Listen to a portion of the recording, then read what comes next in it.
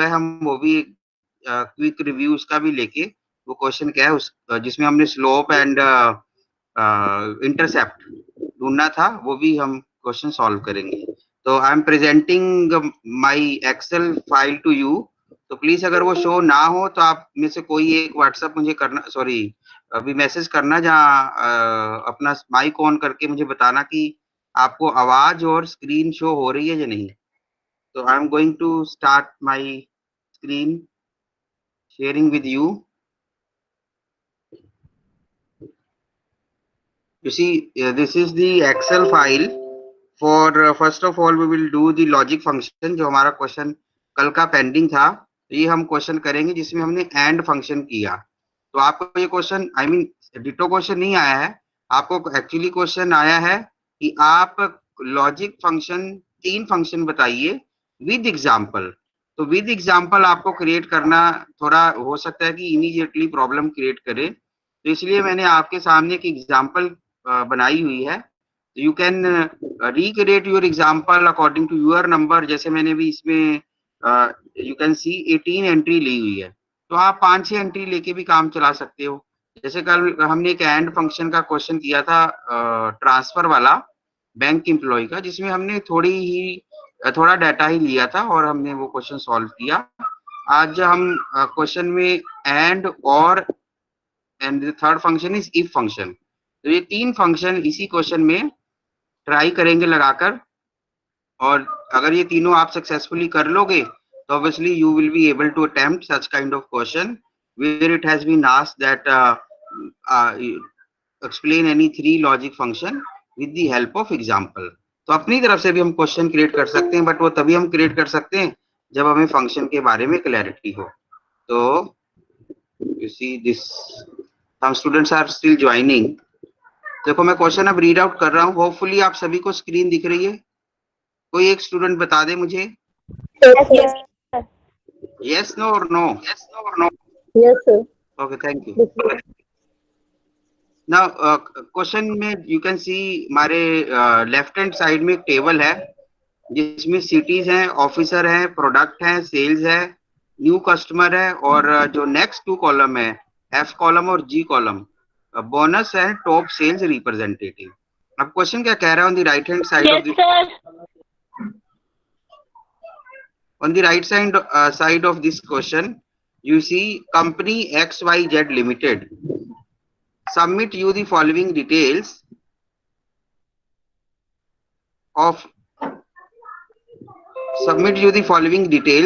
of officer at different level who sold products P and Q in the last months in 3 cities। तो कोई company XYZ limited है, वो अपने officer की detail आपको submit कर रही है जो 2 प्रोडक्ट पी और क्यू बेचते हैं इन 3 सिटीज में, और जो डिटेल है वो पिछले मंथ की है। नंबर 1 आपको क्या करना है, find the number of officer who made sales more than ₹25। तो 25 लेट से 25 लाख है जहां जी। अप्लाई एंड फंक्शन, आपको एंड फंक्शन अप्लाई करना है। दूसरा, find number of officer to whom bonus will be paid given on the basis of either if they cross sales target or attract new customer more than 100, apply your function।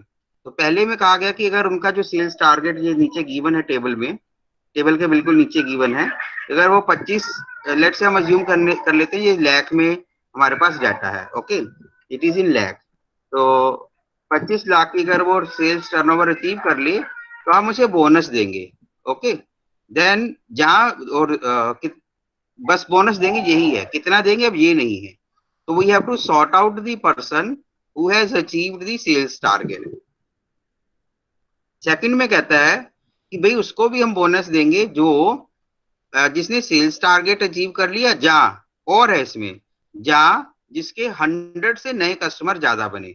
तो it second says find the number of officer to whom, ये who नहीं, let me correct it, to whom bonus will be given on the basis either if they cross sales target or attract new customer। यानी जहां तो उन्होंने 25 लाख का target पूरा कर लिया हो, जहां उन्होंने 100 से ज्यादा कस्टमर बनाए हो, तो तब भी हम उन्हें बोनस देंगे। अप्लाई और फंक्शन, कल मैंने जैसे कहा था कि एंड फंक्शन कब अप्लाई होता है, and function is applicable when we have to set all the condition, we have to fulfil all the condition. तो अगर दो कंडीशन है तो दोनों को ही पूरा करना है, तीन है तो तीनों को ही पूरा करना है, तो तब एंड फंक्शन लगेगा। जैसे आपका एक एग्जाम्पल के थ्रू मैंने बताया था जो आपने इनकम टैक्स में पढ़ा है, जब भी हम एडिशनल कंडीशन पूरी करवाते हैं तो दोनों करवाते हैं, और जब बेसिक कंडीशन पूरी कराते हैं तो दोनों में से एक। जैसे वो 182 दिन इंडिया में रहा हो, जहां वो पिछले साल में 60 दिन और उससे पिछले 4 सालों में 360 दिन डिवाइड बाय 4 आउट ऑफ 4, तो और उसमें वर्ड था। बट एडिशनल कंडीशन के लिए क्या था, और यानी 730 दिन पिछले 7 सालों में और 2 बार resident out of 10 year resident में। तो ऐसे ये क्वेश्चन हम इस एंड फंक्शन भी हमारा ऐसे ही अप्लाई होता है। नाउ अब तीसरा है, company wants to give bonus of ₹5,000 who achieved sales more than ₹30 lakh. तो कंपनी क्या चाहती है कि उनको बोनस कितना, 5,000 का बोनस देना चाहती है जिन्होंने 30 लाख से ज्यादा सेल्स अपनी अचीव की है। तो यहाँ पर कह रहा है अप्लाई इफ फंक्शन। तो इसी क्वेश्चन में हम एंड और इफ फंक्शन को अप्लाई करके देखेंगे। तो सबसे पहले मैं अप्लाई करने जा रहा हूं, that is our for the first condition, that find the number of officer who made sales more than ₹25 lakh. दूसरी अभी भी फिर स्टूडेंट्स कहते हैं हम ज्वाइन नहीं हमें करने देते, still they are joining, but it is creating problem for me because मुझे वो दोबारा प्रेजेंटेशन पे जाना पड़ता है।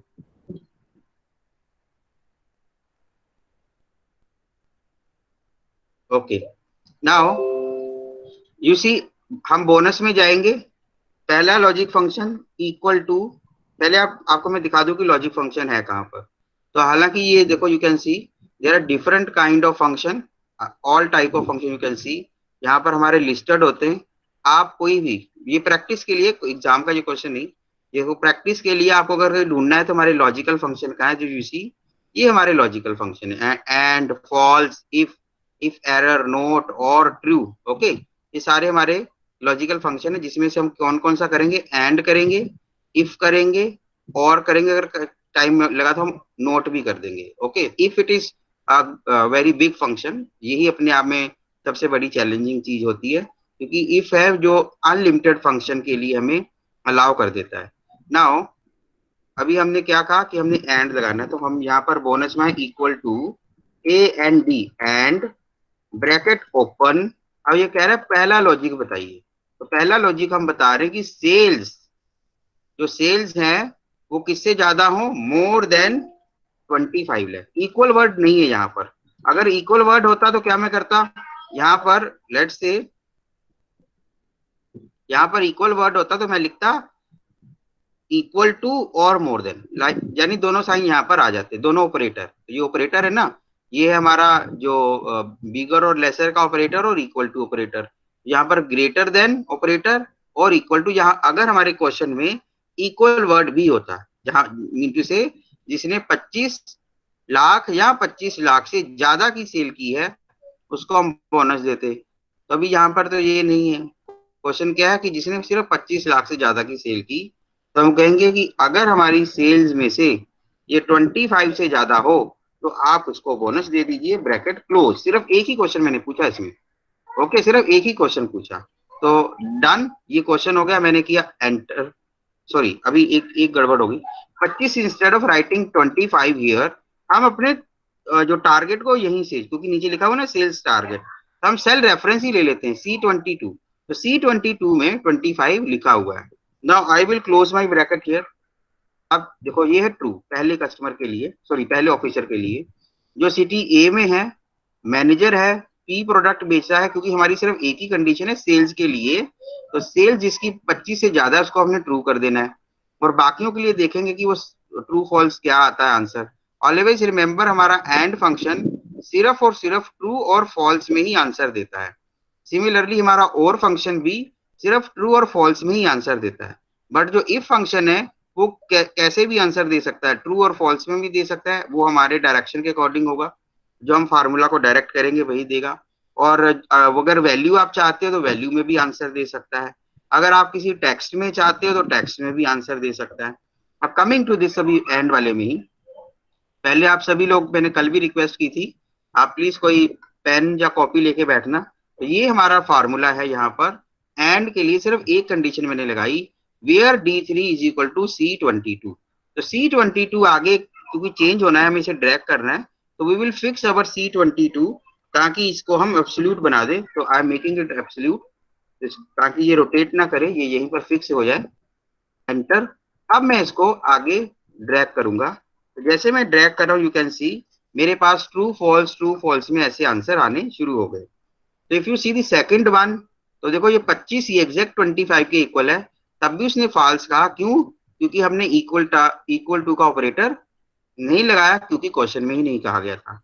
35 सेल ज्यादा है 25 लाख से, ट्रू। तो यानी जहां पर ट्रू है उनको हम बोनस दे देंगे, और जहां पर फॉल्स है, you can see this entry number 17, जो रो नंबर 17, दिस वन। तो देखो यहाँ पर 21 है, यानी 25 से कम है, तो फॉल्स आया। 15 फॉल्स आया, 14 फॉल्स आया, like this way. Okay, now अगर लेट्स से अगर मैं दूसरी कंडीशन, जो मेरा ये क्वेश्चन था ना दूसरा, अब अगर मैं इसको भी एंड से करना चाहूं कि आप सिर्फ उन्हें ही बोनस दीजिए जिन्होंने नंबर 1 25 लाख से ज्यादा सेल की है, और प्लस 100 से ज्यादा कस्टमर बनाए हैं। तो मैं इसमें एक और कॉलम इंसर्ट कर रहा हूं। अभी ये अभी हमने चेंज किया, पहले नहीं था इस क्वेश्चन में, यानी मैंने क्वेश्चन में फ्रेम नहीं किया था। तो अभी लेट्स से मैं ये कह रहा हूं कि सेल्स के अकॉर्डिंग, ठीक है, ये बोनस। और दूसरा ये मेरा सेल्स प्लस, और नहीं है प्लस है, कस्टमर के अकॉर्डिंग, ये बोनस हमें देखना है। तो सेल्स प्लस कस्टमर के अकॉर्डिंग कैसे बोनस मिलेगा? कंडीशन क्या है? कंडीशन है, देखिए दोबारा से मैं एंड फंक्शन लगा रहा हूं, equal to A N B and bracket open. पहली मेरी कंडीशन की जो सेल है वो 25 लाख से ज्यादा हो, मुझे नीचे रेफरेंस दिया हुआ है, और कस्टमर का भी एक टारगेट है। तो कस्टमर का target, let me write down first of all customer target. तो सेल्स टारगेट दिया हुआ है, इसके आगे हम एक और इंफॉर्मेशन ऐड कर लेते हैं, कस्टमर टारगेट मीन से नंबर ऑफ कस्टमर कितने ऐड करने हैं। तो ये कह रहा है मोर देन 100। तो मोर देन 100 के लिए, I hope you it is visible to you, all of you. Okay, number, Yes, sir. Okay okay done. अब मैं देखो लगा रहा हूं इसमें formula, A N D and bracket open. पहला लॉजिक देखो, ये पहला ही बोल्ड है, भी दूसरा बोल्ड नहीं है। पहला लॉजिक क्या है कि जो हमारी सेल्स है, जो कहां पर लिखी हुई है, डी कॉलम में। तो मैंने फर्स्ट उसको डाटा को सिलेक्ट किया, greater than which one, 25। Even if you write it here 25 तब भी चलेगा। आई मीन अगर आप उसको सेल में ना लेके जाकर यहीं पर भी 25 लिख दोगे तब भी ये काम करेगा। Okay, comma. फिर कह रहा है अब देखो दूसरा लॉजिक बोल्ड हो गया, पहला लॉजिक है वो नहीं है बोल्ड है, दूसरा लॉजिक बोल्ड है। तो दूसरी कंडीशन आप क्या कहना चाहते हो? जितने भी लॉजिकल फंक्शन है सारे क्वेश्चन आप पूछते हो। पहला बोनस किसको दोगे? जिसने 25 लाख की सेल का टारगेट अचीव कर लिया। फिर से हमने क्वेश्चन पूछा कि क्या सभी को? फिर कह रहे नहीं जी, 25 लाख की टारगेट, सेल्स टारगेट प्लस जिसने 100 नए कस्टमर भी बनाए। तो हमने कहा ठीक है जी, दूसरा लॉजिक है हमारा, जहां पर number of customer is more than 100 हो। यहाँ पर मैंने डायरेक्टली टाइप कर लिया है।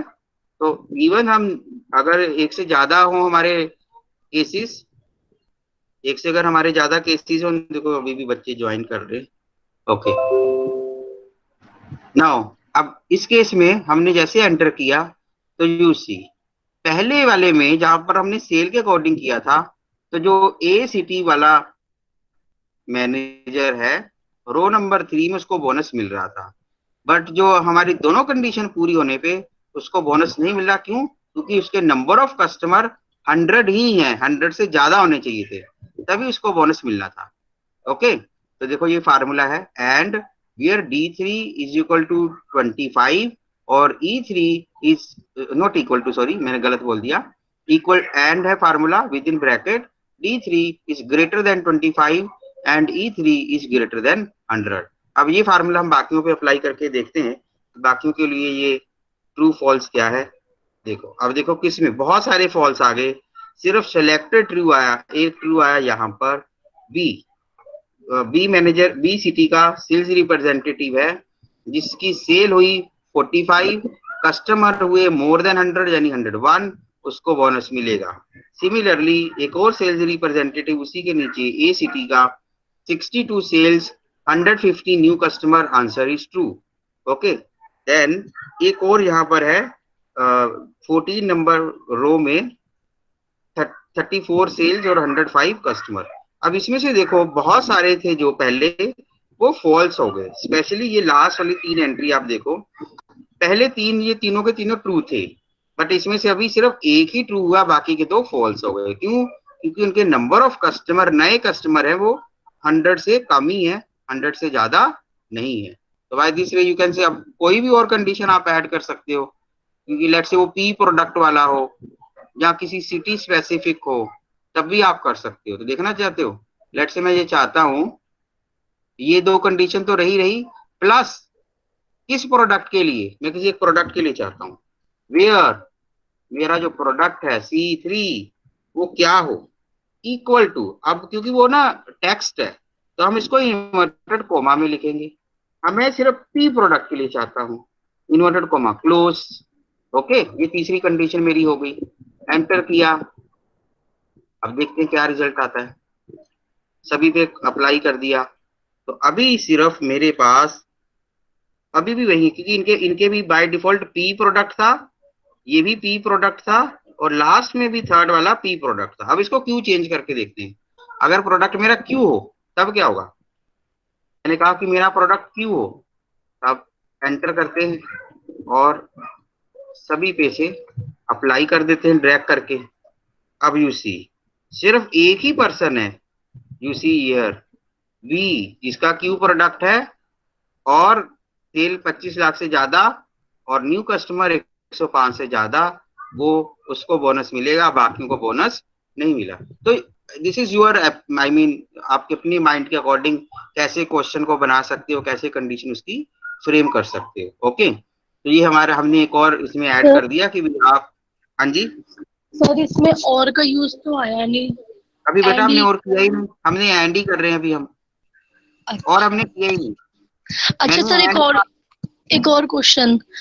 हाँ जी, सर अगर जैसे फर्स्ट वाला जो क्वेश्चन है फाइंड द नंबर, इसमें अगर लास्ट में ये नहीं लिखा होता कि अप्लाई एंड फंक्शन, तो इसमें इफ फंक्शन यूज होता ना, बिल्कुल।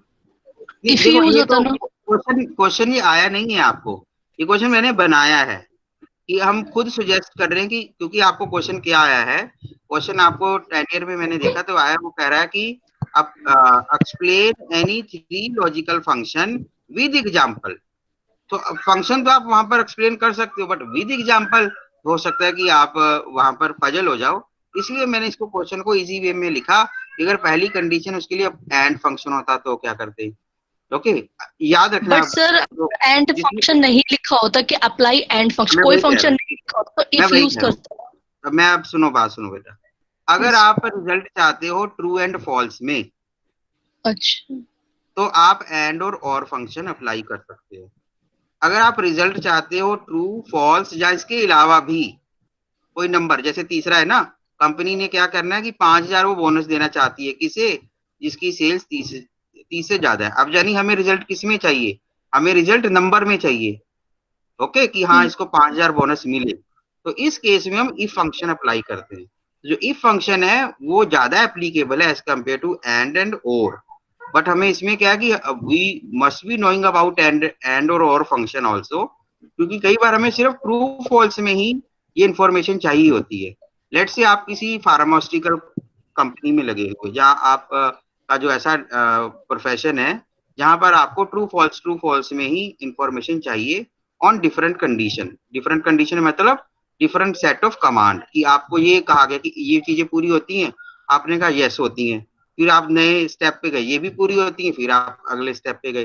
तो जब वो पूरे स्टेप हो जाते हैं तो आप उसको ट्रू कर देते हो। लेट्स से जैसे मैंने कहा कि आप फार्मास्यूटिकल कंपनी में हो, तो फार्मास्यूटिकल कंपनी कोई ऐसी मेडिसिन बनाना चाहती है जो किसी एक पर्टिकुलर डिसीज के ऊपर अप्लाई हो, तो आप उसमें कई टेस्ट करते हो मेडिसिन बनाते हुए। तो आपने पहला टेस्ट किया, उसकी रिपोर्ट लिख दी, फिर आपने दूसरा टेस्ट किया, उसकी रिपोर्ट लिख दी, जो भी रिजल्ट्स आएंगे। तो बिकॉज फार्मास्यूटिकल में और नहीं चल सकता, एंड चल सकता है। और अगर रिजल्ट आएगा ट्रू, इट मीन से वो वाली मेडिसिन आप अप्लाई कर दोगे। और अगर रिजल्ट आ रहे हैं फॉल्स, तो आप वो मेडिसिन अप्लाई नहीं करोगे। तो sometime we require result in true and false sense, sometime because we are commerce students, तो हमें मोस्टली नंबर देखने का मजा आता है कि ऐसा कोई नंबर आना चाहिए रिजल्ट। तो नंबर अगर आना है तो अप्लाई फंक्शन होगा फिर एफ, सॉरी इफ। ओके, तो इफ फंक्शन हम अप्लाई करेंगे। Okay clear? Yes sir. अभी if भी दिखाऊंगा। अभी अभी हम एंड और में ही। ओके ओके, अभी जैसे आपने कॉस्ट अकाउंटिंग में लेबर मैनेजमेंट पढ़ा होगा, लेबर कॉस्टिंग, है ना? तो लेबर कॉस्टिंग में अगर आप efficient labour and inefficient labour ढूंढना चाहते हो तो क्या करोगे? रिजल्ट किस में आप लाना चाहते हो कि एफिशिएंट है यानी रिजल्ट है ट्रू, इनएफिशिएंट है यानी रिजल्ट है फॉल्स। ओके, कैसे? अगर उसकी जो number of units of product है वो पूरे प्रोडक्ट प्रोड्यूस करता है। नंबर टू, उसके जो प्रोडक्शन है वो क्वालिटी वाइज स्टैंडर्ड है। तो आप क्या करोगे? Answer yes no yes no. जैसे मैंने यहाँ लिखा ना, क्या यहाँ पर लिखेंगे हम? यस नो, ऐसा आंसर आएगा ना यहाँ पे क्यू की जगह पर। तो अगर रिजल्ट आ गया, या अगर वो आइडियल टाइम लेता है, यस नो ऐसा आंसर, तो ट्रू फॉल्स हम निकाल सकते हैं। डन? Yes sir. ओके, अब मैं और फंक्शन लगाने जा रहा हूँ। उसके लिए एक और सेल में, सॉरी एक और कॉलम इंसर्ट करने जा रहा हूँ फॉर और फंक्शन। तो और फंक्शन के लिए, अब और फंक्शन क्या कह रहा है हमें? यू सी, और फंक्शन पॉइंट नंबर 2 में है, find the number of officer to whom bonus will be given on the basis either, देखो वर्ड इज आइदर, यानी दोनों में से कोई एक, if they cross sales target, यानी 25 लाख से उन्होंने सेल ज्यादा कर दी है, और attracted new customer more than 100, और या फिर 100 कस्टमर से ज्यादा उन्होंने नए कस्टमर बनाए हैं, तो आप तब भी उन्हें बोनस दे सकते हो। तो ये हमारा सेकंड पॉइंट के अकॉर्डिंग आंसर क्या होगा? हम बोनस किसे देंगे? Is equal to, we will type word O R और ब्रैकेट ओपन। फिर से देखो, ये भी बहुत सारे क्वेश्चन पूछता है, बट इन सभी में से सिर्फ अगर एक भी ट्रू हो गया तो ये आपको यस कह देगा, यानी ट्रू कह देगा। तो मैंने कहा कि लॉजिकल वन, पहला लॉजिक क्या है? सेल्स मेरी ज्यादा हो 25 से, कोमा दूसरा लॉजिकल देखो एक्टिव हो गया, कस्टमर मेरे ज्यादा हो 100 से। इनमें से अगर दोनों में से कोई एक ट्रू हो जाए तो मैं बोनस इस पर्सन को दे दूंगा। ओके, कमीशन या बोनस कुछ भी। अब ये मेरा फार्मूला है, you can type it here, you can see here, आप अपनी रेफरेंस के लिए, otherwise I will share with you this sheet as well as. मैंने एंटर प्रेस किया, ये ट्रू आ गया। अब मैं इसको आगे ड्रैग करता हूं तो देखते हैं कि क्या आंसर आते हैं। अब याद रखना, देखो पहले वाला मेरी क्या थी कंडीशन कि सिर्फ वो सेल्स टारगेट पूरा करे। दूसरी कंडीशन क्या थी? Let we change it. अभी ये प्रोडक्ट वाला इसमें से निकाल देते हैं ताकि हम कंपैरिजन कर सके। दूसरे में क्या था कि दोनों ही पूरे हों, यानी कस्टमर भी ज्यादा हो और 25 लाख सेल्स टारगेट भी पूरी की हो। तो पहले में रिजल्ट आया फॉल्स, यहाँ गया ट्रू। क्यों? दोनों में सिर्फ एक ही पूरी करनी है। False true, false true. तो यू कैन सी, ये क्या है? यू विल सी, दोनों में से अगर एक पूरी होती है तो ये रिजल्ट ट्रू देता है। कमिंग टू एंट्री नंबर 8, जहां पर उसकी सेल थी 20, कस्टमर भी थे 91, तो दोनों ही पूरे नहीं हुए, तब उसने रिजल्ट दिया false. Okay, coming to you see entry number this one 5, sales target 35, यानी सेल्स टारगेट 25 लाख से ज्यादा है, बट कस्टमर उसके 100 नहीं है, तो दोनों में से एक पूरी हो गई, उसने आंसर दे दिया ट्रू। तो जब हम दोनों में से एक मीट आउट कराना चाहे तो आंसर आ जाता, फिर हम अप्लाई करते हैं और function. Okay, now coming to if function. Okay, अभी ये कुछ और भी हम सेल्स ये तीसरे में अभी मैं रुक रहा हूँ। ये कह रहा है टॉप सेल्स रिप्रेजेंटेटिव आप इसमें से ढूंढिए। एक जो हमारी शीट मैंने बनाई है उसके अकॉर्डिंग टॉप सेल्स रिप्रेजेंटेटिव, तो top sales representative according to the sales value, जिसकी इसमें से सबसे ज्यादा जिसकी सेल होगी वो टॉप सेल्स रिप्रेजेंटेटिव हो जाएगा। तो sales value I mean sales value 25 lakh से ज्यादा इज इक्वल टू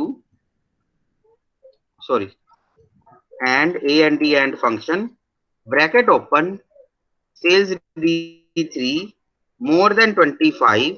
अब मैं क्या ढूंढना चाहता हूं, अपना ऑफिसर कौन सा जो टॉप में हो, सेल्स रिप्रेजेंटेटिव जिसने 25 लाख से ज्यादा का सेल्स टारगेट अचीव कर लिया हो। तो अब मैं B3 equal to within quote लिखूंगा इन्वर्टेड कॉमा में, क्योंकि मैं एक अब टेक्स्ट इसमें एंटर करने जा रहा हूं। तो S.REP यही है, उसमें देखो लगा हुआ, देखो यहाँ पर SREP। तो मैं इन लोगों में से ये दो कंडीशन पूरी करवाकर कि भाई 25 लाख से सेल्स टारगेट भी ज्यादा हो, अचीव कर लिया हो, और वो एक वो सेल्स रिप्रेजेंटेटिव भी हो, तो उनको ढूंढिए। एंटर किया तो पहला कह रहा है देखो फॉल्स है क्योंकि वो मैनेजर है। अभी देखते हैं, इसको मैंने ड्रैग किया। दूसरा भी क्योंकि वो सेल्स एग्जीक्यूटिव है। तीसरा मेरा सेल्स रिप्रेजेंटेटिव है ट्रू, क्योंकि वो 35 लाख उसने अचीव कर लिया और वो सेल्स रिप्रेजेंटेटिव भी है, तो ट्रू आंसर आ गया।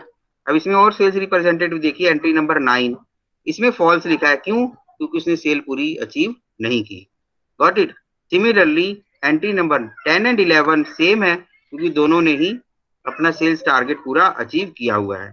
You can see entry number 15 है तो सेल्स रिप्रेजेंटेटिव, बट उसने सेल्स टारगेट पूरा नहीं किया। तो by this way you can give the more command. Now coming to if.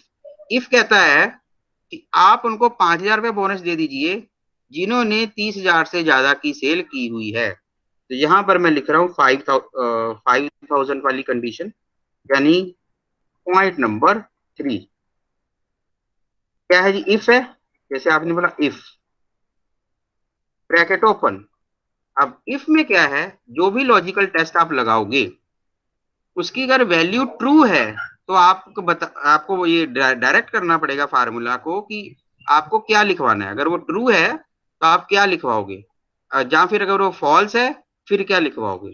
ना जैसे मैंने कहा कि मेरा लॉजिकल टेस्ट है वेयर सेल्स यानी डी डी डी कॉलम में इज मोर देन 30 कॉमा, जैसे मैंने कहा तो ये कह रहा है वैल्यू ट्रू, यानी अगर ये ट्रू हो जाए कंडीशन, अगर मेरा D3 30 लाख से 30 से ज्यादा हो तो आप क्या कहना चाहते हो? तो मैं कहना चाहता हूँ कि 5,000 का बोनस दे दो। फिर ये क्वेश्चन फिर से पूछता है कोमा कि अगर वो फॉल्स हो फिर क्या आप लिखवाना चाहते हो? हम जाते 0, उनको बोनस ना दो। Bracket close, enter. देखो पहले को बोनस मिल गया, क्यों? क्योंकि उसकी सेल है वो 30 से ज्यादा है। तो we will apply the same to the other rows. अब देखो सेकंड में, देखो उसकी सेल 25 से कम है, this is the sale, sorry 30 से कम है, तो यहाँ पर भी उसको बोनस नहीं मिलेगा। Okay sorry. नाउ सिमिलरली जहां जहां पर वो 30 से कम है, 22 नहीं मिला bonus, and row number 6, row number similarly 8 and 9, क्योंकि वो दोनों ही 24 से कम है, नहीं मिला। तो दिस वे हमारा जो इफ फंक्शन है वो अप्लाई हो गया। ओके, तो ये 3 आपको मैंने बता दिए। इसके अलावा अगर आप नोट में क्या होता है कि वो उल्टा रिजल्ट बताता है, नोट और कुछ नहीं है, सिंपल है। यानी जो भी आपको आंसर करवाना हो, अगर उससे उल्टा रिजल्ट चाहिए तो नोट फंक्शन आप अप्लाई कर सकते हो। जैसे इक्वल टू मैंने कहा नोट, ठीक है। नोट में सिर्फ एक ही लॉजिक होता है, ये भी आप ध्यान रखिएगा। ओके, नोट में सिर्फ एक ही लॉजिक होता है। तो लॉजिक मेरा है P3 इज ग्रेटर देन 25, जैसे हम करते आ रहे हैं। देखो इसने फॉल्स आंसर दिया, ये नोट वाले के लिए, नोट ऑपरेटर, तो ये हमेशा उल्टा आंसर देता है नोट। क्यों? क्योंकि सेल्स तो 25 से ज्यादा है, यही था हमारा है देखो फंक्शन। बट इसने क्या कहा फॉल्स, ये गलत है। तो नोट हमेशा उल्टा आंसर देता है। तो अगर मैं इसको अप्लाई करूं बाकियों पे, तो you will see it's exact the reverse of F column. F में जो लिखा है और के में, ये दोनों एक दूसरे के रिवर्स ऑपोजिट है, क्योंकि इसमें नोट फंक्शन लगा हुआ है। ध्यान से देखना चाहिए, देखो यहाँ पर 3 ट्रू है, यहाँ पर 3 3 फॉल्स है, यहाँ पर 2 ट्रू है, यहाँ पर 2 फॉल्स है। तो नोट का कोई और यूज नहीं है, सिर्फ ये उल्टा रिजल्ट देता है। तो by this way you can attempt this question by giving 3 suitable example on logic function। ठीक है जी। अब एक स्टूडेंट ने मुझे क्वेश्चन भेजा है व्हाट्सएप पे, वो रिग्रेशन का क्वेश्चन है, बट रिग्रेशन का क्वेश्चन मुझे वो इनकम्प्लीट लगा। वो स्टूडेंट है जिसने मुझे क्वेश्चन भेजा है, वो ग्रुप में भी है, क्लास में।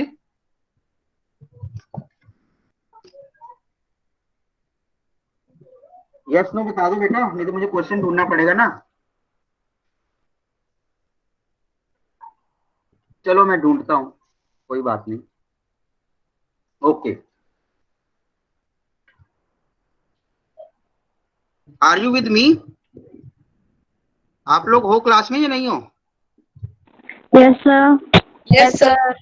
बेटा वो स्टूडेंट है यहाँ पर जिसने मुझे ये क्वेश्चन भेजा। Yes sir. आपका नाम क्या है बेटा? सर प्रिया कुमारी। प्रिया कुमारी, ठीक है, good.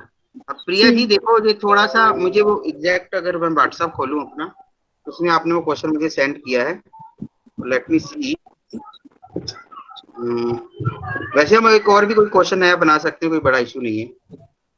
Okay, now it is with me. Okay, सभी बच्चों को बता दो ये किस साल का क्वेश्चन है, मुझे तो नहीं मिला ये कहाँ पर है। सर 2019 का है। 19 का है क्वेश्चन, और ये गलत क्वेश्चन है। अब बट कोई बात नहीं, हम गलत ही अटेम्प्ट करेंगे, ठीक है। अगर एग्जामिनर गलत है तो हम भी गलत कर देंगे। नाउ ये पहले उन्होंने सीरियल नंबर दिया, और फिर उन्होंने ए में ए कॉलम बनाया जिसमें लिखा year. Okay, let me change it here. ये सीरियल नंबर 1 2 3 4 एंड 5, और ईयर में जो एक्स सीरीज होनी चाहिए थी, ये इन्होंने गड़बड़ की सबसे ज्यादा। 2013, 2014, 2015 और 2016, यही तक है। यानी ये कुछ ऐसे। सर हाँ जी, सर यही क्वेश्चन 2018 में भी रिपीट हुआ है, सेम है। कोई बात नहीं, मैंने देखा ये पहले भी क्वेश्चन आया हुआ है, और यस पता सर। नहीं इसके ऊपर ऑब्जेक्शन कोई क्यों नहीं कर रहा है। ये क्वेश्चन बिल्कुल गलत है एज पर स्टैटिस्टिकल, या तो जिसने ये क्वेश्चन डाला उसे स्टैटिस्टिक्स नहीं आती है, थोड़ा तो सोच समझ के डालना चाहिए। सर मुझे तभी तो बताओ, कंफ्यूज हो गए ना। कोई बात नहीं। अब मुझे बताओ, आप सभी ने रिग्रेशन किया हुआ है ना? आप यस सभी ने सर। रिग्रेशन किया हुआ है, तो I guess it is like this way. इसको मुझे हटा देना चाहिए। ये ऊपर से उन्होंने रोज ही ली हुई है, तो आपकी जो एक्सेल शीट है ना, एक्सेल शीट की इन्होंने कॉपी करके क्वेश्चन में डाला, ऐसा है ये। यानी ए में इन्होंने डाला, ए में नो, ये भी नहीं हुआ, फिर ये हट गया यहाँ से, ये हट गया, और it is like this, control x control we. Okay, तो ये ईयर 1, ये रो यहीं से 1 2 3 4 5 ए बी, और सी में उन्होंने पूछा है एस्टिमेटेड आउटपुट, और नीचे उसके क्वेश्चन मार्क है, एस्टिमेटेड आउटपुट। और डी में स्लोप पूछा है, डी में पहला है उन्होंने स्लोप, और दूसरा पूछा है इंटरसेप्ट। ओके नाउ, और यहाँ पर भी क्वेश्चन मार्क है, question mark and question mark, और यहाँ पर भी सभी क्वेश्चन मार्क। ये ऐसा क्वेश्चन आया हुआ है आपको, डन, ऐसे ही ना बेटा, यही क्वेश्चन है। Yes sir. नाउ जो क्वेश्चन मार्क है, उसमें हमें सभी में वैल्यूज भरनी है। अब मुझे ये बताओ कि रिग्रेशन हम कब लगाते हैं? किसी एक वेरिएबल पे क्या रिग्रेशन लग सकती है? No sir. हमें 2 वेरिएबल चाहिए, क्यों? क्योंकि हम क्या कहते हैं एक्स और वाई कि के लिए, डिपेंडेंट और इंडिपेंडेंट। डिपेंडेंट और independent. y yes is sir. Equal to a plus b, that is slope x, यही होता है ना regression yes equation. Sir. y it is our dependent variable, a is हमारा इंटरसेप्ट, जहाँ जिसको हम कांस्टेंट कहते हैं, और प्लस हमारी जो रिग्रेशन लाइन है, जो आपकी जो सप्लाई कर्व की तरह दिखती है, पॉजिटिव अपवर्ड होती है, तो वो हमारा रिग्रेशन का स्लोप होता है। और एक्स है, एक्स हमारा जो इंडिपेंडेंट वेरिएबल होता है। इन्होंने क्या किया, ईयर को इंडिपेंडेंट बना दिया। यहाँ यस पर सर। एक जो जो सीरीज है वो मिसिंग है। ओके, एक सीरीज इन्होंने मिस कर दी। बट उस सर, केस में, हाँ जी, सर एस्टिमेटेड जो आउटपुट है हम उसकी वैल्यू आउटपुट से कम ले सकते हैं, तो इसको हम वाई नहीं मान सकते? इसको जैसे आउटपुट को हम एक्स मान लें डिपेंडेंट। उससे कोई बात नहीं। आप वहां पर आपके पास कंप्यूटर होगा? नो एक मुझे सर। बताओ। नहीं ना, क्योंकि क्वेश्चन क्या कह रहा है, क्वेश्चन कह रहा है complete the following table for regression analysis, write down the appropriate formula in the relevant cell. तो रेलेवेंट सेल यानी यस जहां पर सर। क्वेश्चन लगा वहां पर आप फार्मूला लिख लीजिए। अब क्योंकि ओके। ये कह रहा है कि कंप्लीट दी फॉलोइंग टेबल, ये टेबल को पूरा कीजिए, तो यानी यस सर। हमें जो कैलकुलेशन है वो कैसे करनी है। कैलकुलेशन ये हमारी होगी स्टैटिस्टिकल फार्मूला को लिखकर। तभी इसमें क्या है कि आप एक तो मैन्युअली स्लोप। कैलकुलेट करो कैलकुलेटर की वजह से, की हेल्प से, जो हमारा जो फार्मूला है रिग्रेशन का, पता है किसी को क्या है रिग्रेशन का फार्मूला? स्लोप का कि सर इंटरसेप्ट का? हाँ, दो दो दो फार्मूले है ना वहां पे, तो यस हमें सर। वाई दोनों की, बोलिए। इज इक्वल टू स्लोप और वाई रेंज और फिर एक्स रेंज। मैंने भी सुबह ही कहीं पर शायद मुझसे डिलीट हो गया, which is I am audible? Yes sir. Okay, जिसमें हम क्या करते हैं, पहले सिग्मा हम एक्स, वाई को लेते हैं मैं बताता हूँ डिपेंड। आपको। पहले जी।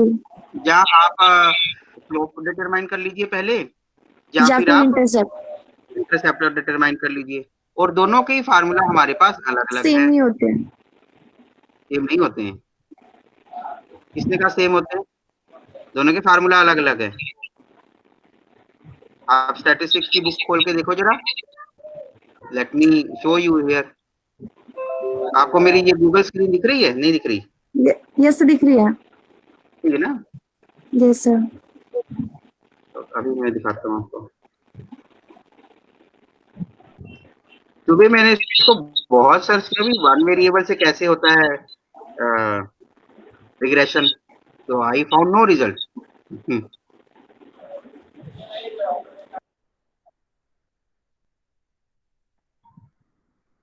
देखो ये इमेज है, ये फार्मूला है मेरे, ये वाला, दिस वन।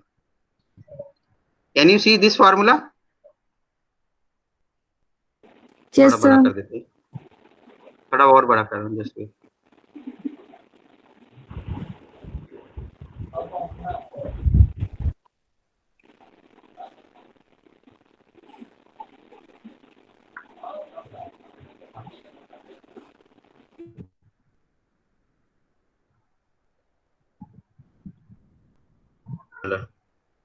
वहीं पर ज्यादा बेटर है ये, this is, let me copy it and paste somewhere else, ताकि आप इसको देख पाओ।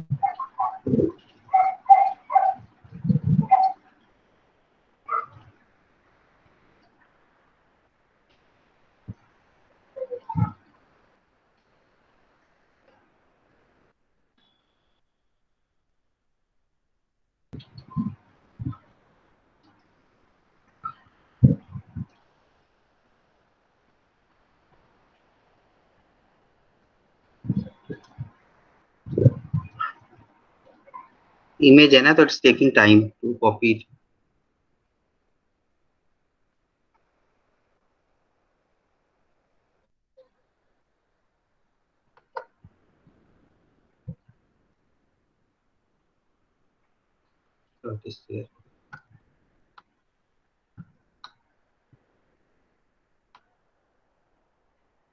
आई गेस अब ये सभी लोग आप देख पाओगे।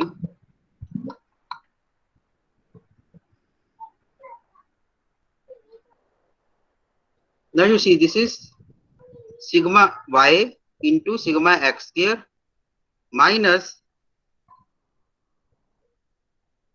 देखो, sigma y square into sigma x square minus sigma x into sigma x y. तो ये इंटरसेप्ट के लिए a stands for intercept, and divided by n into sigma x square minus sigma x का होल स्क्वायर। देन ये हमारे slope के लिए formula है। ये फार्मूला आपको आना चाहिए, तभी आप उसकी जो एंट्रीज है वो पूरी कर पाओगे। अदरवाइज अगर सिर्फ आपको सॉल्व नहीं करना है, सिर्फ आपको वहां पर शो करना है कि मेरा जो वैल्यू है स्लोप की और इंटरसेप्ट की वो क्या होगी, तो स्लोप का जो हमने फार्मूला वहां पर लिखा वो सेम फार्मूला आपको यहाँ पर बनाना पड़ेगा। तो you see here our formula is this. Okay, देखो फार्मूला क्या बनाएंगे हम, इसको सोच के अपने माइंड में फिर एक्सेल में उसको ट्रेस कर लेंगे। तो जैसे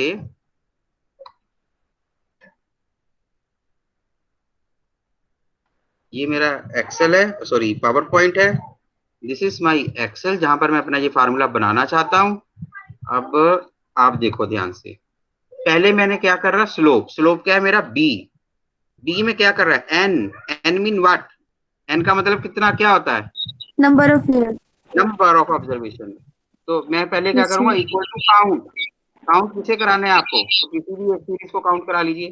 काउंट कहां से, 13 से 16 तक। तो you will not assume it is as year, आप उसको मानो कि ये हमारा क्या है, एक सीरीज ही है, ठीक है, एक एक्स सीरीज एक वाई सीरीज है। तो ये क्वेश्चन की फ्रेमिंग में गलती है।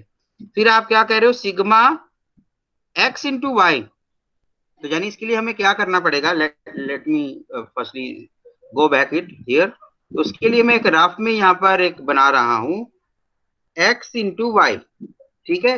एक हमारी एंट्री ये है,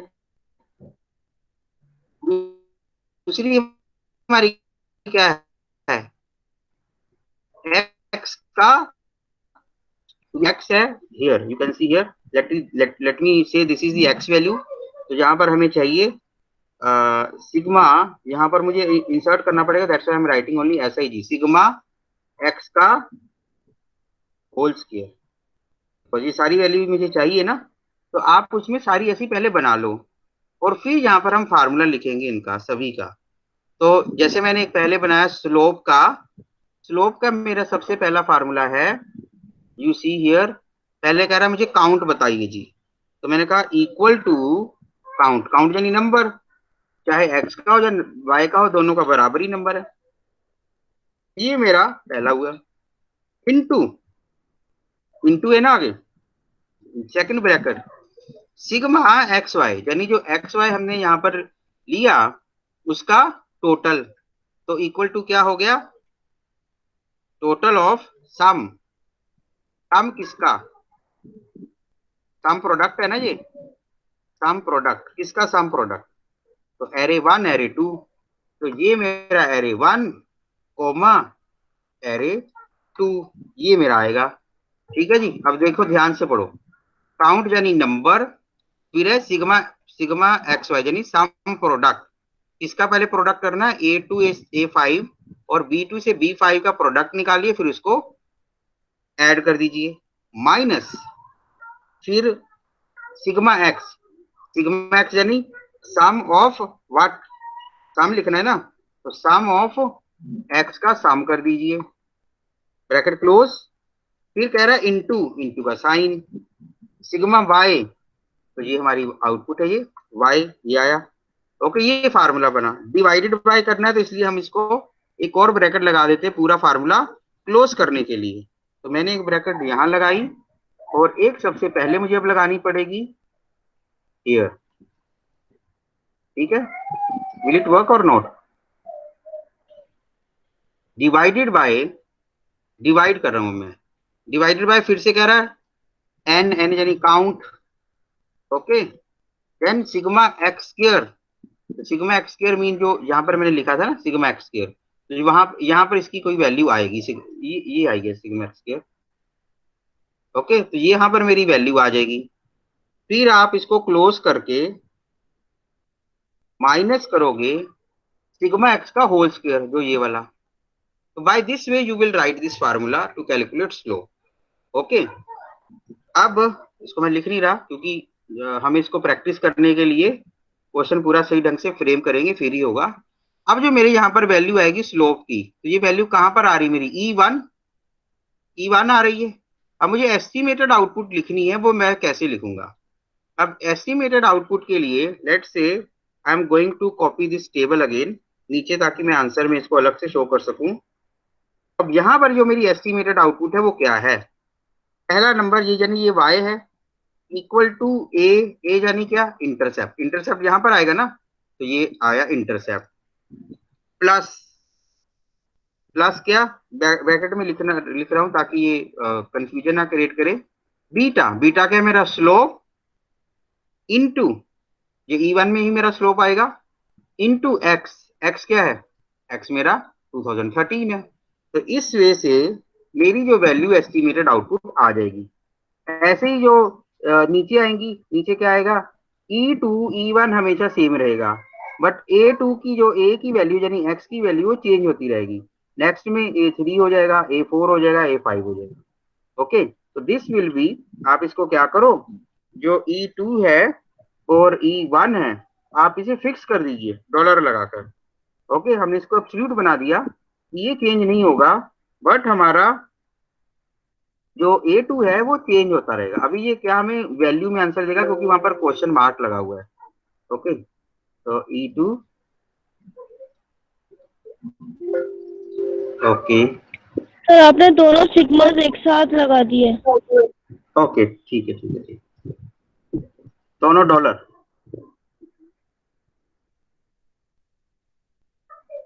ठीक है, वैल्यू दे रहा है क्योंकि यहाँ पर अभी वो क्वेश्चन मार्क है ना, तो मैं इसको भी हटा रहा हूँ, तो डन, अब जीरो आ गया, तो जीरो आ गया, बट इसका ये है हमारा, जैसे मैं इसको ड्रैग करूंगा, जैसे मैं आगे ड्रैग करूंगा तो it will give me value, जहां पर मेरा जो स्लोप और इंटरसेप्ट है वो सेम रहेगा, बट जो मेरा डिपेंडेंट वेरिएबल है वो चेंज होता रहेगा। यू कैन सी A3 हुआ, A4 हुआ, ऊपर आप फार्मूला बार में नोटिस कर सकते हो, A5 हो गया, तो ऐसे ये चेंज होगा। तो आपको सिर्फ ये फार्मूला ही लिखो जा तो, ओके, ये फार्मूला लिख दीजिए, और रिग्रेशन का ये फार्मूला बताते हुए इसको आप स्लोप और इंटरसेप्ट के लिए लिखिए, क्योंकि उसने बोला है ना फिल दी सेल, तो हमें उसी सेल में ये फार्मूला लिखना पड़ेगा, ठीक है। तो आप पहले एक्स वाई बना लीजिए, इसमें और एक कॉलम बना लीजिए, यानी हम एक्स और वाई का प्रोडक्ट निकाल रहे हैं, और फिर जैसे इज इक्वल टू मैंने कहा एक्स और वाई क्या है 2013 इंटू 300, तो ये मेरा एक्स वाई हो गया, और एक्स वाई को यानी यही सीरीज को मैंने सारा मल्टीप्लाई किया, और फिर मैं इसका क्या निकाल रहा हूँ, सम निकाल रहा हूँ, सम ऑफ दिस टोटल नंबर।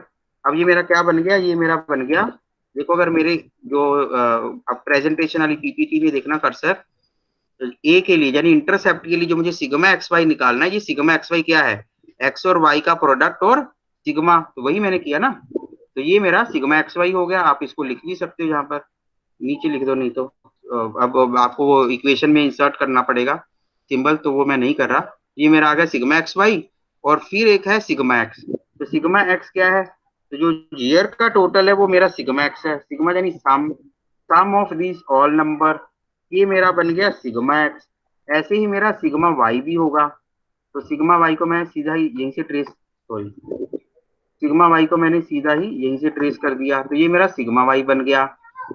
और क्या एक्स स्क्वायर है, फिर ये है ना एक्स स्क्वायर, तो x square is equal to 13 into, यही हुआ ना, x into x, x square, तो ये मेरा एक्स स्क्वायर हो गया। और इसको मैं सभी को आगे ड्रैग कर देता हूं, तो ये मेरा, अब मुझे क्या करना है, सिग्मा एक्स स्क्वायर। तो सिग्मा एक्स स्क्वायर यानी sum of all squares, sum of all squares मैंने किया, तो ये मेरा बन गया सिग्मा एक्स स्क्वायर।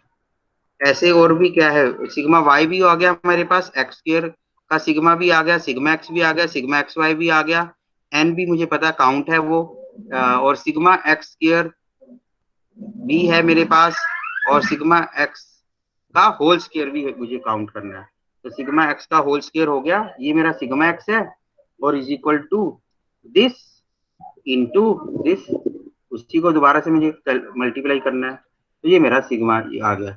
अब देखो ये सारी मेरी वैल्यूज आ गई। आप अपना स्लोप का फार्मूला, सॉरी ये ए का है, इंटरसेप्ट का फार्मूला भी यहाँ पर लगा सकते हो। तो मेरा फार्मूला क्या है, पहले मुझे, मैं यहाँ पर बेटा लिख रहा हूँ नीचे ताकि पर कंफ्यूजन ना हो। तो इंटरसेप्ट के लिए जो हमें क्वेश्चन में ए कहा गया है वो क्या है, वो क्या है, इज इक्वल टू, देखो is equal to sigma Y. तो sigma Y mean B6, okay, into sigma x square. तो सिग्मा एक्स स्क्वायर क्या है, एक्स स्क्वायर का यही हुआ ना, देखो एक्स स्क्वायर है ये मेरा और उसका सिग्मा, तो ये है मेरा वो वैल्यू। विद इन ब्रैकेट दोनों को करेंगे ताकि हमारी बाद में कोई गलती ना हो। माइनस, माइनस कर दिया, माइनस के लिए क्या कह रहा है, कह रहा है जी सिग्मा एक्स। तो सिग्मा एक्स क्या है मेरा 8058 इनटू किसके लिए, सिग्मा एक्स वाई, तो एक्स वाई ये वाला, दिस पोर्शन, ओके। तो बाय दिस वे, और फिर हम करेंगे डिवाइडेड बाय, ब्रैकेट क्लोज, बड़ी ब्रैकेट लगा देते नहीं तो ताकि क्लियरिटी हो जाए, इसको भी बड़ा ऑपरेटर, ठीक है, डिवाइडेड बाय एन। एन क्या है, काउंट, काउंट कर लीजिए किसकी वैल्यू, इन सभी की वैल्यू काउंट कर लीजिए, जो कि 4 या 5 ही है, शायद 4 है, ओके। और मल्टीप्लाई कर दीजिए किससे, इनटू सिग्मा एक्स स्क्वायर से। तो सिग्मा एक्स स्क्वायर मेरा कहां पर है, ये है, ये मेरा सिग्मा एक्स स्क्वायर है, दिस वन, और उसमें से माइनस कर दीजिए सिग्मा एक्स का होल स्क्वायर, तो ये है, ये आपकी divided by this count and bracket close.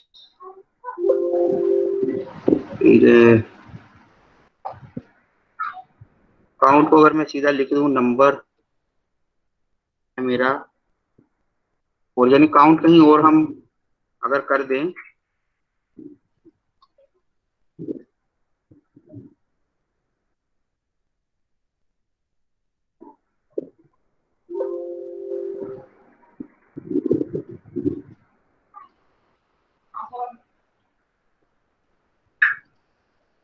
Okay, ये इंटरसेप्ट इतना तो नहीं होना चाहिए ना, ये तो बहुत गड़बड़ है कुछ, तो गड़बड़ होगा ही क्योंकि तो एक 2013 है और एक 300 है, ये भी एक डिफरेंस है। क्वेश्चन है बेटा कोई,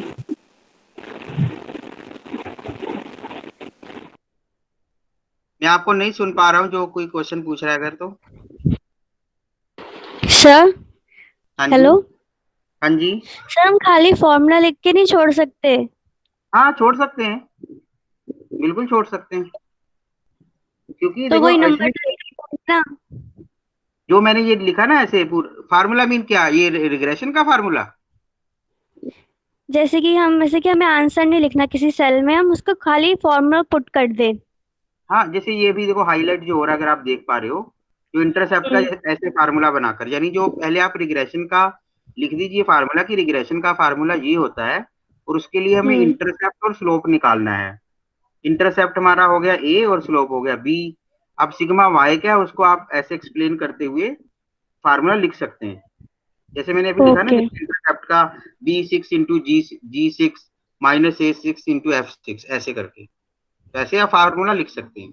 आप इसको आगे जितना मर्जी बढ़ा लो, जैसे सिग्मा है इसको सम प्रोडक्ट, जैसे मैंने भी दिखाया था, सम प्रोडक्ट कर सकते हो, काउंट कर सकते हो, तो सिंपल वे, तो आई मीन अदरवाइज ये इनकम्प्लीट क्वेश्चन है। हाँ पूछो बेटा। वैल्यू लिखना कंपलसरी तो नहीं है ना? नहीं नहीं नहीं नहीं, वैल्यू लिखना कंपलसरी नहीं है, जब तक आपको कहा ना गया कि फिल दी वैल्यू। देखो इसमें भी यही लिखा हुआ है, complete the following table for regression analysis write down the appropriate formula in the relevant cell. तो आपको सिर्फ फार्मूला क्यों बोला गया है?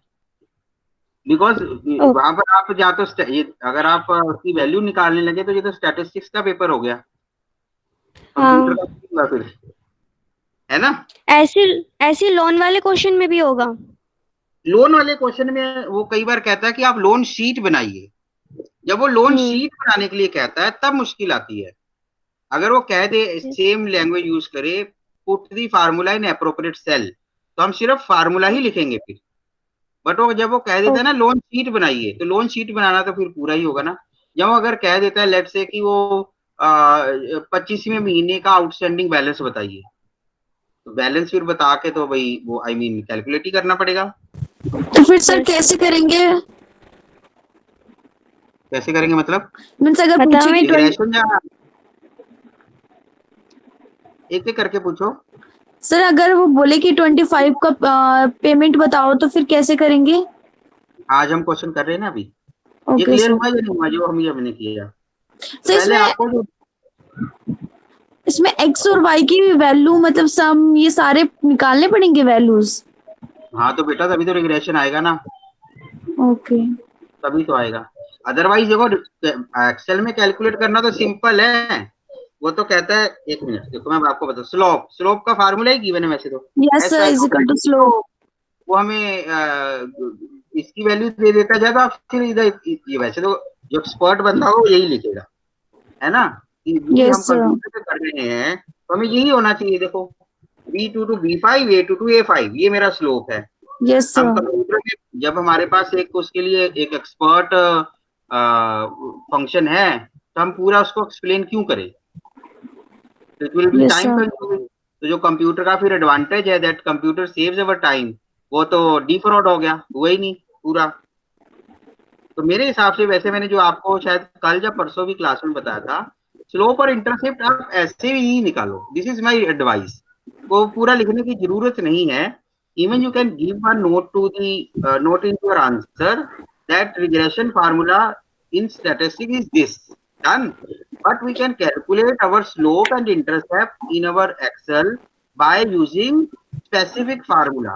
So where slope is equal to, जो आप फिर लिखोगे ना फिर ये लिखना, यस सर। बेटा जो नीचे आ रहा है देखो, slope is equal to slope with in bracket known y's यानी वाई वाली MX सीरीज, बस ठीक है ये लिखो। और जिसमें नॉन हमारी यहाँ पर अभी क्या है, वो B2 से B5 है, और जो हमारी X सीरीज है वो क्या है, वो हमारी A2 A2 से A5। A5 है। बस आप इतना ही लिखो, ठीक है। तो ये हमारा पर्टिकुलर रेफर सेल में भी चला गया जैसे उन्होंने कहा।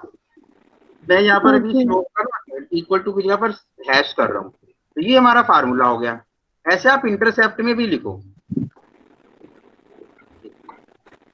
सर। हाँ जी। सर मैंने ना इस क्वेश्चन को वीडियो में देखा था यूट्यूब पे सर्च करके, तो उन्होंने ना एस्टिमेटेड जो आउटपुट है वो उन्होंने ना क्या मैं उस पे नहीं आया हूँ ना। देखो ये इंटरसेप्टेड है, इंटरसेप्ट के लिए हमारा फार्मूला भी है, ऐसे ही हम लिख देंगे नॉन वाइज और non x, bracket close, enter नहीं मैं कर रहा ताकि आप समझ लो। मैं इक्वल टू हटाकर हैश लगा रहा हूँ। जब हम हैश लगा देते हैं ना तो वो टेक्स्ट बन जाता है, अगर इक्वल टू लगेगा तो वो फार्मूला होता है। तो अब मैंने इसलिए हैश लगाया कि आप लोग देख सको इसे। अब देखो अब हम इसको कैसे करेंगे। अब E1 में मेरा स्लोप है और E2 में मेरा इंटरसेप्ट है, सही है जी। अब मुझे इसकी एस्टिमेटेड वैल्यू निकालनी है। अब मैं पूरा ना करूँ तो बेटा आप उसमें बताना कि मैंने किया या नहीं किया, आपकी query solve. Is equal to मैं क्या लिखूंगा, E1, क्योंकि ये मेरा, सॉरी मैंने लिखना है पहले E2 क्योंकि ये मेरा इंटरसेप्ट है, प्लस बीटा, बीटा यानी स्लोप यानी E1 इंटू एक्स की वैल्यू यानी A2। यही होना चाहिए फार्मूला, यस सर। यही होना चाहिए आपको। Yes sir. इसने भी ऐसे ही बताया क्या? Yes sir. अगर आपको फार्मूला, मैंने फिर से वो हैश लगाया ताकि आप देख पाओ। अब ये दिस इज द फार्मूला। आप यही A2 की जगह A3 हो जाएगा, नेक्स्ट रो में A4 हो जाएगा, A5 हो यस जाएगा। Sir. Yes sir. Only this is the purpose. आप सिर्फ इतना ही लिखो अगर आप कैलकुलेट Okay, sir. करने लगे ना तो it will take half an hour only to calculate regression. Okay, sir. Regression easy process नहीं, और ये नंबर बहुत बड़े बड़े हैं, 300, 400, 2016, उसका स्क्वायर, उसके स्क्वायर का sum, it will take time. Yes, sir. ठीक है। जी अब बताओ और कोई क्वेश्चन है? Sir, thank you. बस ही क्वेश्चन है, डन। ठीक है, अब लोन वाला करे क्वेश्चन। Yes sir. ठीक है, लोन वाला क्वेश्चन हम करते हैं। तो अब जैसे मैंने कहा कि 25वीं अगर इंस्टॉलमेंट का बैलेंस पूछ ले तो फिर हम क्या करेंगे। ओके, तो लोन, वैसे मैंने क्वेश्चन ये करवाया हुआ है क्लास में भी, बट फिर से हम इसकी एक्सरसाइज दोबारा से कर रहे हैं। ये रिपीट क्वेश्चन है, क्वेश्चन नहीं है वो, सेम क्वेश्चन चेंज हो गया है थोड़ा। तो ये आपके टेनियर में भी क्वेश्चन है। John borrow the loan from a bank on following condition. Loan amount है 1 lakh rupees, rate of interest है 18% पर एनम, लोन पीरियड है 3 साल का, और फ्रीक्वेंसी यानी जो हम इंस्टॉलमेंट देते हैं वो मंथली देते हैं, साल में हम 12 बार इंस्टॉलमेंट देते हैं फ्रीक्वेंसी। ओके, अब इसके लिए ये क्वेश्चन एज इट इज ही आया हुआ है। Show the required sheet in MS Excel with appropriate formula. अब यहाँ पर देखो, सिर्फ उसने बोला है कि आप फार्मूला ही इंसर्ट करो। Show the required sheet, sheet हम जरूर बनाएंगे। तो शीट क्या है? Loan sheet with appropriate formula. तो फार्मूला के लिए हमें देखो पहले इंस्टॉलमेंट पता होना चाहिए, उसका इफेक्टिव रेट पता होना चाहिए टैक्स का, और टोटल इंस्टॉलमेंट्स पता होनी चाहिए। ओके, इसको कैलकुलेट करने के लिए, क्यों? क्योंकि अभी मैं रफ में देखो बता रहा हूँ, जो हमें इसको कैलकुलेट करना है लोन की इंस्टॉलमेंट। जब भी हम लोन लेते हैं तो हम उसको एक इंस्टॉलमेंट में, जिसको हम ईएमआई कहते हैं, इक्वेटेड मंथली इंस्टॉलमेंट, उसमें पे बैक करते हैं। हमारी मंथली इंस्टॉलमेंट है वो क्या इंक्लूड होता है उसमें? Principal amount plus interest amount. तो वो प्रिंसिपल अमाउंट और इंटरेस्ट अमाउंट हम सेपरेट भी कर सकते हैं, and on the basis of our interest, total interest and loan amount divided by number of instalment, हमें कितनी, एक महीने में कितनी पेमेंट करनी है, वो हमारी ईएमआई होती है। तो जो हमारी ईएमआई होती है उसको हम कैलकुलेट करने के लिए पीएमटी फॉर्मूला यूज करते हैं। पीएमटी देखो ये क्या कह रहा है? Calculates the payment for a loan based on constant payment and a constant interest rate. यानी जितना भी है, जैसे इस क्वेश्चन में 3 साल का पीरियड है, तो 3 साल में ना तो आपका इंटरेस्ट चेंज होगा और ना ही आपका पेमेंट पीरियड, और जो पेमेंट की वापसी देनी है वो भी कांस्टेंट है, यानी आप अपनी किस्त ना बढ़ा रहे हो ना कम कर रहे हो। तो उस केस में पीएमटी फार्मूला लगता है। तो पीएमटी को कैलकुलेट करने के लिए अब हमें देखना पड़ेगा कि क्या क्या हमें इंफॉर्मेशन चाहिए। तो मैंने पीएमटी लिखा सबसे पहले, और फिर मैं ब्रैकेट ओपन कर रहा हूं जैसे, तो ये कुछ जो इंफॉर्मेशन मुझसे ये चाह रहा है। क्या? पहले कह रहा है रेट। ठीक है जी, तो मैंने रेट पे क्लिक किया। देखो रेट, अभी देखते हैं। अभी फॉर्मूला में मैं एफएक्स में जा रहा हूं ताकि आपको ये पूरा समझा पाऊं। देखो अभी ये रेट यहाँ पर खुला हुआ है। क्या रेट क्या कहता है? कह रहा है rate is the interest rate for period of loan, for example 6%, 4%, और 6 divide by 4 for quarterly payment at 6% APR, annual your rate. Now you see, इसका मतलब क्या है? अब ये एक हमारा रेट है, अब एक NPER भी है।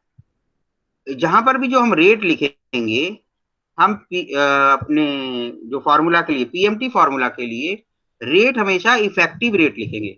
इफेक्टिव रेट का मतलब क्या है? क्योंकि हमारी पेमेंट क्या है? मंथली। तो मंथली यानी मंथली का मतलब साल में 12 किस्तें जाएंगी।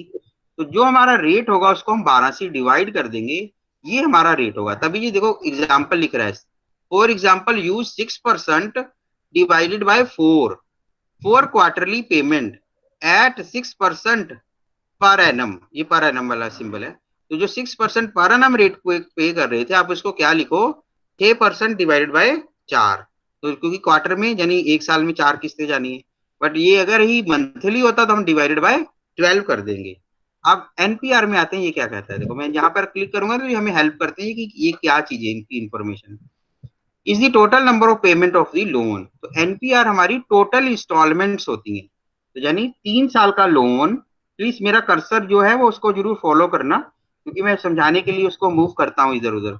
तो 3 साल की पेमेंट, तो यानी कितनी किस्तें, 36 किस्तें हो गई ना, तो 3 गुने 12, 36 किस्तों में ये लोन मुझे वापस देना है। ये वही कह रहा है, NPR is the total number of payments for the loan. अब present value PV, PV is the present value, the total amount that a series of future payment is worth now। तो ये प्रेजेंट वैल्यू फ्यूचर वैल्यू इसमें दो हैं, वो इसलिए क्योंकि ये हमें दोनों तरीकों से हमारी हेल्प करता है कि अगर लेट्स से जो फाइनेंशियल मैनेजमेंट जो पढ़ रहे हैं स्टूडेंट, उन्हें ये चीजें पता है what is present value and what is future value. Present value, अगर ये पैसा मुझे कल ना मिलके आज मिल जाए तो उसकी वैल्यू कितनी है। तो फ्यूचर वैल्यू की, अगर आज मैं हर साल हर महीने कुछ एक पैसा डिपॉजिट करवाता रहूं बैंक में, या इन्वेस्टमेंट करता रहूं किसी एक पर्टिकुलर सिक्योरिटी में, तो एक पर्टिकुलर टाइम पीरियड के बाद 3 साल बाद 5 साल बाद मुझे कितने पैसा मिलेगा, वो फ्यूचर वैल्यू होती है। टाइप टाइप ये हमेशा पूछता है, ये बाय डिफॉल्ट 0 एंड 1 में लेता है कि आप जो पेमेंट है वो कब करना चाहते हैं। बिगिनिंग ऑफ द मंथ में पेमेंट कर देते हैं, आप अपनी इंस्टॉलमेंट दे देते हैं, या at the last of the month आप इंस्टॉलमेंट देते हैं। तो मोस्टली बैंक क्या कहेंगे कि आप at the end of month दीजिए। क्यों? क्योंकि आप फिर ना आउटस्टैंडिंग जो बैलेंस हमारा रहेगा उसके ऊपर भी इंटरेस्ट आपको देना पड़ेगा। तो अगर आप बिगिनिंग ऑफ द मंथ में कर दोगे तो फिर क्या होगा कि आपको जो 1 महीने का इंटरेस्ट है वो आपका कम हो जाएगा। तो ये दोनों तरीके से, आई मीन यू कैन, अगर कोई वाइज स्टूडेंट है, कोई लोन ले रहा है, तो आप उससे कह सकते हो कि आप हमारी जो इंस्टॉलमेंट है वो बिगिनिंग पीरियड में कीजिए। अदरवाइज ये क्या लेगा, बाय डिफॉल्ट ये 0 ही लेगा, ये चीज याद रखनी है। तो ये इससे हमने सीखा कि हमें क्या चीजें चाहिए पीएमटी फार्मूला के लिए। ओके, अब इसमें क्लोज कर रहा हूं, दोबारा से हम पीएमटी लिख रहे हैं, इक्वल टू पीएमटी। ओके, पहले करा रेट, अब रेट आप अपनी जगह कॉपी में लिख लो। रेट का मतलब क्या, rate is equal to effective rate. Okay, rate का मतलब है इफेक्टिव रेट। तो मैं अगर यहां पर लिखूंगा तो गड़बड़ कर देगा, equal to,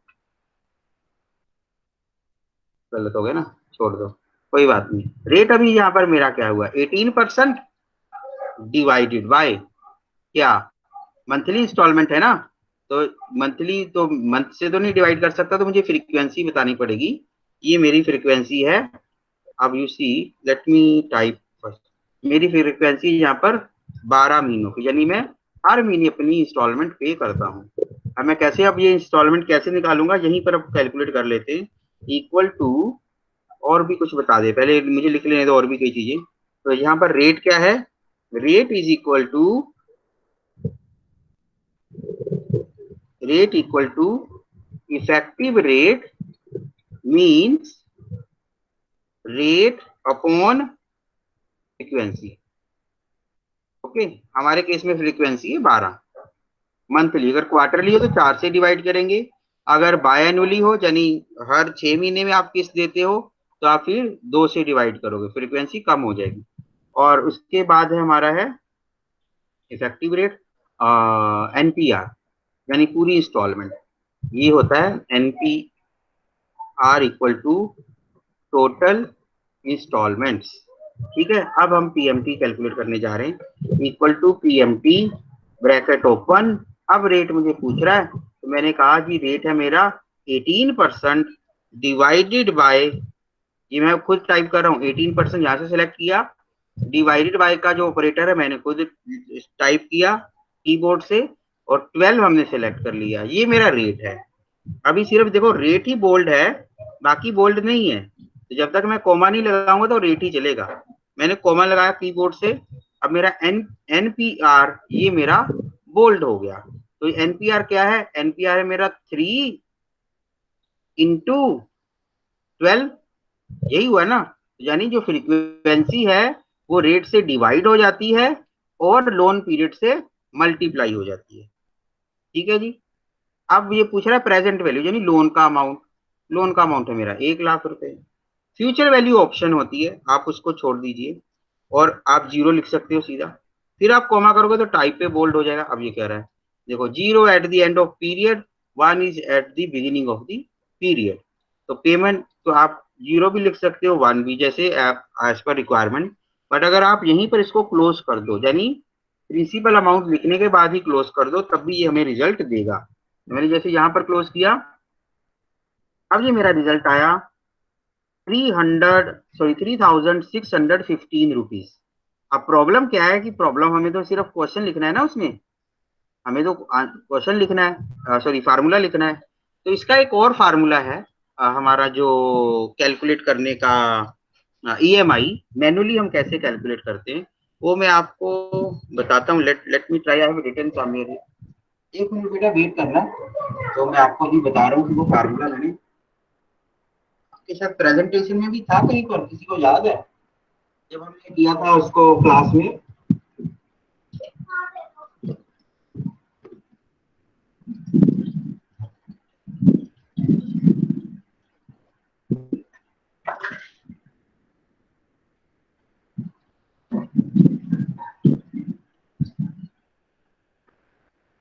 Now formula is,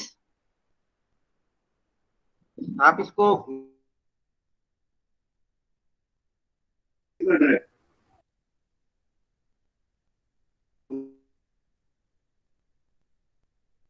आपके पूरन सर भी हमेशा बीच में फोन करते हैं। ओके, इक्वल टू, देखो ये ईएमआई कैलकुलेट करने का फार्मूला बेटा, ईएमआई इक्वल टू, या मैन्युअली कैलकुलेट कर सकते हैं where you don't need Excel.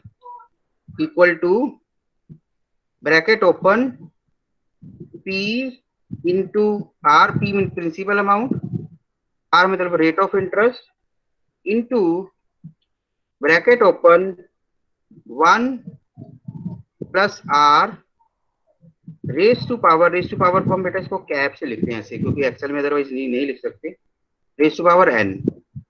तो it start from here, square bracket close, divided by square bracket open 1 plus r raise to power n minus 1 bracket close. Okay, तो ये जो नीचे लगा हुआ है 1 plus are raise to power n, ये यहीं तक है, उसके बाद -1 है। ठीक है, तो ये हमारा फार्मूला है ईएमआई कैलकुलेट करने का। तो आप इस हेल्प से भी, अगर आपको मैन्युअली कैलकुलेट कहीं का आ जाए, क्योंकि हमारे पास वहां पर एक्सेल नहीं होगा, तो आप कैसे कैलकुलेट करोगे with the help of this formula.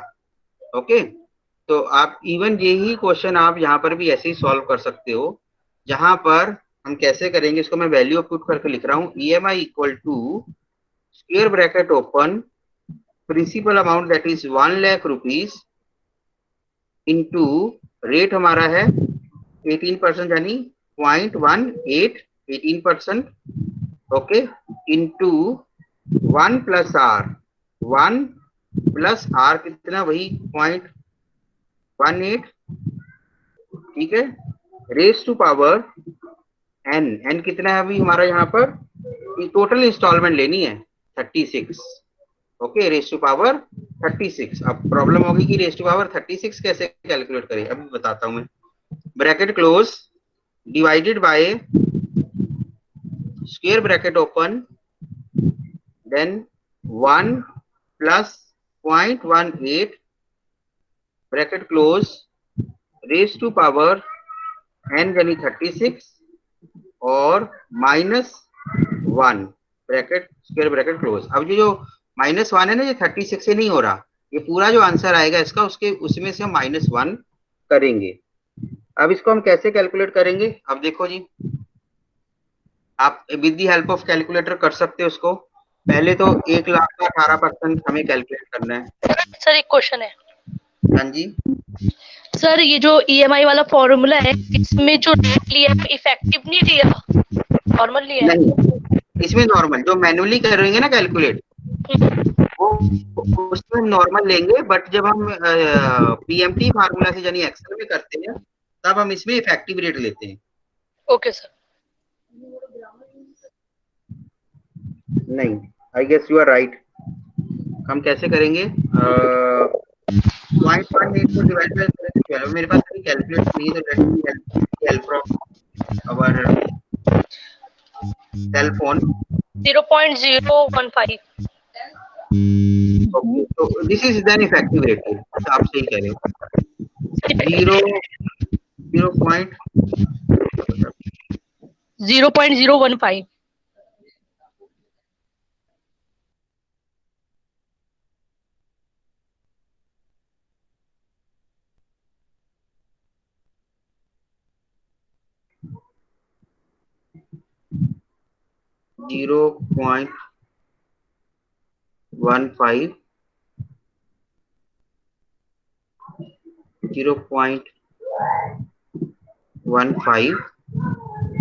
Done. सभी जगह चेंज हो गया मेरा। ओके, अब देखो कैलकुलेट करते हैं। तो इंटू 1 लाख, पहले 1 लाख हो गया 1500। सिंपल वे में मैं स्टेप बाय स्टेप आपको कैलकुलेट कर रहा हूँ, जो हम मैनुअली भी करते हैं। तो मैंने 1 लाख को 0.15 से मल्टीप्लाई किया, मेरे पास आ गया 1500। बाकी का भी मेरे पास बचा है, that is into 1 plus 0.015 bracket close raise to power 36, okay, फिर ब्रैकेट क्लोज डिवाइडेड बाय, अब देखो इसको वही सेम वाला सर डिवाइडेड बाय, हाँ जी 15,000 आएगा ना, 15,000 आएगा। 1 लाख इंटू 0.015 कैलकुलेट करके देखो। ओके 0.15 नहीं है बेटा, 0.015 है। देखो अगले स्टेप में हम अब इसकी कैलकुलेट कर वैल्यू कर लें। This is 36 not 26, 36, okay. अब मेरे पास आ गया 1 प्लस 0.015, ओके। और इसको मुझे क्या करना है, 36, इसकी जो पावर है वो 36 है। तो अगर मैं इसको अपना जो मल्टीप्लाई का साइन है कैलकुलेटर में, वो 2 बार प्रेस करूंगा, ठीक है, 2 बार प्रेस करूंगा और फिर एंटर प्रेस करता रहूंगा। मुझे कितनी बार एंटर प्रेस करना है, इक्वल टू का साइन 35 टाइम, क्योंकि मैंने क्या किया, जब 1.015 मेरा आंसर आया, इंटू जैसे किया और फिर से इंटू किया, तो एक बार तो मेरा इंटू ऑलरेडी हो गया, तो बाकी बचे 35 बार के, वो मैं इक्वल टू का साइन 35 टाइम प्रेस करूंगा। तो जो मेरा 1 प्लस 0.15 रेज टू पावर 36 है, उसका आंसर आ जाएगा। तो ये preferably you can do with the help of calculator. आप मोबाइल से ये नहीं कर पाओगे, क्योंकि मोबाइल में ये कमांड नहीं होती है। मोबाइल आपको सिर्फ एक ही बार प्रोडक्ट निकाल के देगा, बार बार नहीं निकाल के देगा। तो आप इसको जब कैलकुलेट करोगे तो you will be having one value, आपकी एक वैल्यू आएगी, मैं बता दूं, एक वैल्यू मैंने कैलकुलेट की हुई है इसको, ये वैल्यू आएगी, इट शुड बी, कोई किसी स्टूडेंट के पास calculator, otherwise allow me 2 minutes to bring my calculator. 1.709 1.709, और नीचे वाली भी यही वैल्यू आएगी ना बेटा, क्योंकि वो भी 36 है, बट उसमें से हम 1 माइनस कर देंगे, ठीक है। तो वो वैल्यू कितनी आ जाएगी, वो वैल्यू आ जाएगी 0.709। I am assuming you have done correctly, ठीक है। अब हो गया सिंपल, 1500 को मल्टीप्लाई कर दो 1.709 से और डिवाइड कर दो 0.709 से, ये हमारा EMI आ जाएगा। तो अब मैन्युअली हम ऐसे कैलकुलेट करते हैं, ठीक है। कितना आएगा वो देखना भी बेटा, कितना आ रहा है। वैसे तो इतना ही आना चाहिए जितना ये है, क्योंकि हमने सेम फिगर लिए ना, तो ऑलमोस्ट सेम आना चाहिए। सेम आ रहा है, हाँ जी सर। तो अगर मैं, ओके गुड, तो अगर मैं यहाँ पर इसे लिखूं इक्वल टू, हाँ जी, डिवाइड किसे होना चाहिए, 1.709 होना चाहिए ना, 0.709 लिख।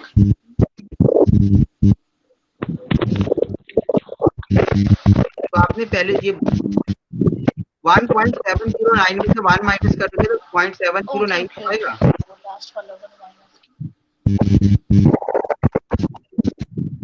देखो ऑलमोस्ट सेम आंसर आया हमारा, क्या बिल्कुल तो सेम है क्या, 3615 और 3615 हो गया ना। तो आप you keep this formula with you, क्योंकि अगर आपको ईएमआई उसने कैलकुलेट करने के लिए बोल देगा तो आपके पास क्योंकि लैपटॉप तो होगा नहीं, कंप्यूटर वहां होगा नहीं, तो आप पीएमटी ऐसे नहीं कैलकुलेट कर सकते। तो this is the simple formula. मेरी रिक्वेस्ट है, क्योंकि ये हमेशा ही क्वेश्चन आता है आपको ईएमआई का, तो you must have this formula with you so that you can give the information to the examiner कि भाई मुझे ऐसे भी आता है कैलकुलेट करना, ओके, पीएमटी से नहीं आता। ओके, अब पीएमटी पे वापस चलते हैं क्योंकि हमें एक्सेल भी करना है। अब पीएमटी में ये आंसर आया मेरा नेगेटिव में। नेगेटिव में क्यों आया? बिकॉज अब जो हमारा लैपटॉप है या कंप्यूटर है या आपका जो एक्सेल है, वो ये समझ रहा है कि जो 1 लाख रुपए का जो लोन है वो हमने लिया है, ओके, और हम 3615 की जो किस्त है वो हर महीने देंगे। बट हम क्या करते हैं, हम जब मोस्टली क्वेश्चन सोचते हैं तो हम बैंक के पॉइंट ऑफ व्यू से सोचते हैं कि बैंक ने ये 1 लाख का लोन दिया है और बैंक को 3615, चाहे इसको राउंड ऑफ भी कर सकते हैं, ये हमें ईएमआई हर महीने वापस मिलेगी। We always think from the perspective of a businessman, not from the personal. अगर जॉन के पॉइंट ऑफ व्यू से देखें तो ये माइनस में ही होना चाहिए, बट हमारी जो कॉमन प्रैक्टिस है कि हम इसको माइनस में ना लाकर हम इसको प्लस में लाते हैं। तो प्लस में लाकर क्या करेंगे हम, क्योंकि हमें फर्दर कैलकुलेशन भी करनी है ना, तो माइनस माइनस प्लस हो जाता है और प्लस माइनस माइनस रहता है, इसलिए ऐसी कोई वैल्यू में गड़बड़ ना आए, तो that's why we will make it plus. तो प्लस कैसे बनाएंगे, जो मेरा B2 था यानी B2 यानी लोन अमाउंट, उसके आगे आप माइनस ऑपरेटर लगा दीजिए, माइनस सिंबल लगा दीजिए। Now it will give you result in plus. ठीक है, देखो प्लस में हो गया। अब देखो जी, इफेक्टिव रेट हमें पता ही था। इफेक्टिव रेट हमारा क्या था, जो आपने भी सभी ने कैलकुलेट किया, it is our 18%। Effective rate is equal to 18% divided by 12, ये हमारा इफेक्टिव रेट आ गया। और हमारी टोटल इंस्टॉलमेंट कितनी है, total instalment equal to 3 into 12। तो जो हम 12 को रेट से डिवाइड करते हैं और ईयर से मल्टीप्लाई करते हैं। प्लीज आप इसको पेपर में कैलकुलेटर जरूर लेके जाएंगे, नहीं तो मुश्किल हो जाएगी। Now coming to loan sheet, अभी 5-7 मिनट में खत्म करूंगा लेक्चर। सीरियल नंबर 1 यानी पहले महीने की किस्त। ओपनिंग बैलेंस मेरा कितना था, पूरा ही था ना, अभी तो सारा का सारा मुझे देना है पैसे। और फिर उसके ऊपर इंटरेस्ट कितना लग गया, मैंने इंस्टॉलमेंट कितनी पे कर दी, और क्लोजिंग बैलेंस क्या हुआ। ये क्लोजिंग बैलेंस ये है जो मेरे नेक्स्ट मंथ का ओपनिंग बैलेंस हो जाएगा। ऐसा ही होना चाहिए या नहीं होना चाहिए? It should B look like this ना, ऐसा ही होना चाहिए। अब इसको हम लोन शीट की फॉर्म दे रहे हैं। तो लोन शीट में यहाँ पर लोन शीट लिख रहा हूं ताकि इसको जो क्वेश्चन फॉर्मेट में बनाया जा सके।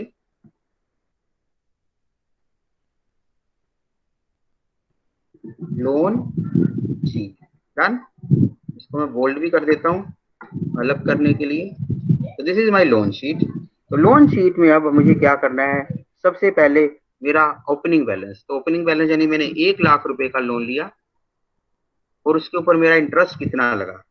अच्छा, एक अच्छी चीज और है कि हम इसमें जो इंटरेस्ट है वो अलग कर सकते हैं और जो प्रिंसिपल अमाउंट है वो भी अलग कर सकते हैं, क्योंकि EMI includes what, EMI is equal to principal amount plus interest amount. ये हमने क्लास में भी किया था, है ना।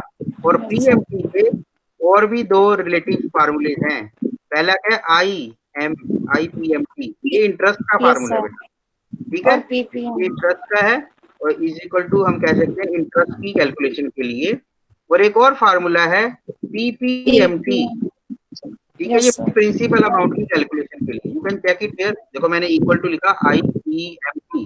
तो ये क्या कह रहा है, return the interest payment. Return का मतलब होता है आउटपुट। एक्सेल में हमेशा आपको ये वर्ड दिखेगा, इवन आपकी बुक्स में भी दिखेगा, रिटर्न्स। रिटर्न्स मतलब ये क्या आउटपुट देता है। तो इसको ऐसे पढ़ो, it the output of the formula is the interest payment for a given period. ये हमें इंटरेस्ट बता देता है कि टोटल इस पीरियड में कितना आपने इंटरेस्ट चार्ज करोगे। तो ऐसे ही आप पीपीएमटी के लिए भी फार्मूला देखो, ये क्या बताता है, return the payment of principal. ये प्रिंसिपल अमाउंट आपने कितना दिया ये हमें वो बता देता है, ठीक है जी। तो आप इसको आईपीएमटी और पीपीएमटी, ये 2 फार्मूला है जो इसके रिलेटिव फार्मूला है टू कैलकुलेट प्रिंसिपल अमाउंट और interest amount. Okay, now interest इस पे कितना लगेगा? आप 1 लाख के ऊपर 18% से इंटरेस्ट लगना चाहिए इनटू 18%। ठीक है, और पूरे पीरियड के लिए लगेगा या कम पीरियड के लिए लगेगा? बताओ जी। It will be for 1 year और फॉर 1 मंथ? करवाया हुआ हमने ये क्वेश्चन क्लास में। Sir 1 month. 1 मंथ। 1 month। तो 1 मंथ मीन डिवाइडेड बाय, यानी इफेक्टिव रेट ही होना चाहिए ना फिर तो। Instead of calculating it by 18% we should calculate it by 0.015। ठीक है, तो हम चेंज कर देते हैं यहाँ पर। Instead of taking B3 we will take B12। तो मैं B12 कर रहा हूँ यहाँ पर, मैं खासी कर दी, तो B12 इंटू 1 लाख। ये मेरा 1 महीने का इंटरेस्ट आ गया। अब मेरी इंस्टॉलमेंट कितनी जाती है? मेरी इंस्टॉलमेंट ये जाएगी ना, इंस्टॉलमेंट है 3615 रुपीज। ये मेरी इंस्टॉलमेंट चली गई, इंस्टॉलमेंट चली गई दिस वन। ये मेरी इंस्टॉलमेंट चली गई। और मेरा क्लोजिंग बैलेंस कितना रहना चाहिए? मेरा क्लोजिंग बैलेंस रहना चाहिए opening balance plus interest minus instalment.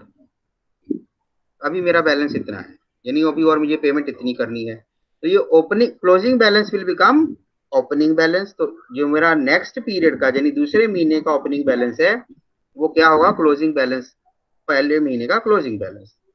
तो अभी अब मैं फार्मूला भी आपको बताता हूँ कि इसके कैसे लिखने हैं। अभी हम कैलकुलेशन करें अब सेकंड महीने, सेकंड मंथ के लिए। तो नाउ अब मुझे दोबारा ये इंटरेस्ट कैलकुलेट करने की जरूरत है। तो यू सी, मैंने इंटरेस्ट नो वाले सर, में यहाँ पे हम मैं फिक्स कर देता हूँ, इसे B12 को फिक्स कर कर दूं, देते हैं। है ना? यस इसको मैं सर। फिक्स कर देता हूँ, तो ये मेरा फिक्स हो गया। और जो मेरा प्रिंसिपल अमाउंट है वो वेरी करेगा, देखिए। ठीक है, दूसरे महीने के लिए आ गया क्योंकि ये इससे मल्टीप्लाई हुआ। You can see here B12 is fix, जो मेरा इफेक्टिव रेट है। B16 की जगह पर वो B17 हो गया सेकंड मंथ का। बाकी 0 इसलिए दिख रहे हैं क्योंकि यहाँ पर कुछ भी नहीं है। ओके, तभी ये आएगा ना, जब यहाँ पर ओपनिंग बैलेंस में कुछ होगा तभी वो मल्टीप्लाई करेगा। अब जो इंस्टॉलमेंट है, क्योंकि वो हमने क्या पढ़ा था, पीएमटी का फंक्शन। पीएमटी में वो क्या कह रहा था, मैं दोबारा से देखो लिख के बता रहा हूँ आपके नॉलेज के लिए। इक्वल टू पीएमटी, देखो क्या कह रहा है, payment for a based loan on constant payment, यानी हमारी पेमेंट जो ईएमआई वो चेंज नहीं होगी, वो कांस्टेंट रहेगी। तो जो यानी जो इंस्टॉलमेंट यस वो फिक्स करके हम ड्रैग कर देंगे। तो हम फिक्स करके ड्रैग कर देंगे कि ये कांस्टेंट रहेगी। तो इसको मैंने डॉलर लगा दिया, एंटर। और जितने महीनों के लिए, अभी जो हमारे साथ सामने 6-7 महीने ही आ रहे हैं, इतने महीनों के लिए कांस्टेंट हो गई। नाउ कमिंग नेक्स्ट, अब क्लोजिंग बैलेंस नेक्स्ट। सॉरी, ये क्या हो गया भाई? ओके, नाउ अब क्लोजिंग बैलेंस के लिए मुझे फार्मूला चेंज करना है, वो तो सेम ही रहेगा, opening balance plus interest minus instalment. तो इसको मैं सीधा ही ड्रैग कर सकता हूँ। ओके, अभी यहाँ पर ये मेरा माइनस माइनस क्यों आया? क्योंकि यहाँ पर कोई वैल्यू नहीं है। अब मेरा ये भी फार्मूला सेम रहेगा, मैं इसको भी ड्रैग कर दूंगा। अब देखो हो गया ना, you can C now it is declining, month by month it is declining. 97,000 से शुरू हुआ और 86,000 पर आ गया। और हमारी कितनी इंस्टॉलमेंट है? हमारी इंस्टॉलमेंट है 36। तो 36 इंस्टॉलमेंट में मैं इसको लेके जा रहा हूँ, 36 instalment. Now 36 instalment. Okay, 36 instalment के लिए मैं फार्मूला को सभी को ड्रैग कर देता हूँ 1 बाय 1, ताकि मुझसे कोई गलती ना हो। उसको कम करने के लिए, हालांकि मैं सभी को इकट्ठा सिलेक्ट करके भी ड्रैग कर सकता हूँ। You see here 36 month. Now it will calculate, क्योंकि इंस्टॉलमेंट हमारी फिक्स ही है।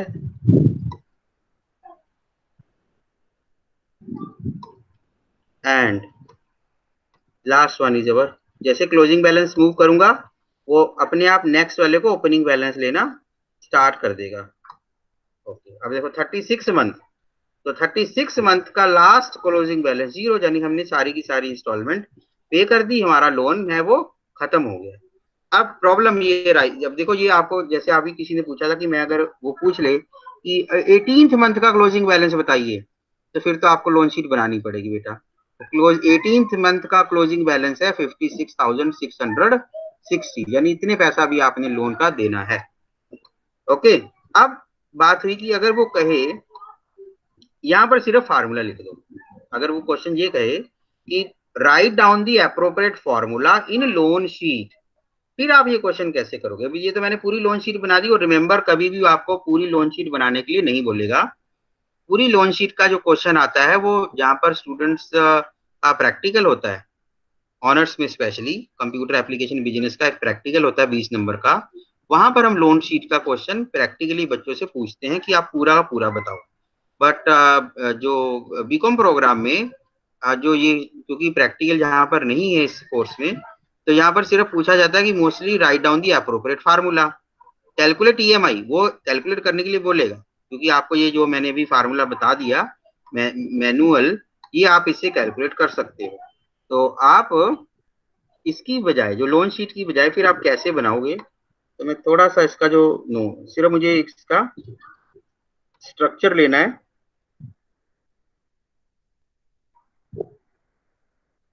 कंट्रोल सी, तो मैं यहाँ बना रहा हूँ कंट्रोल वी, ठीक है, ये मेरा स्ट्रक्चर है।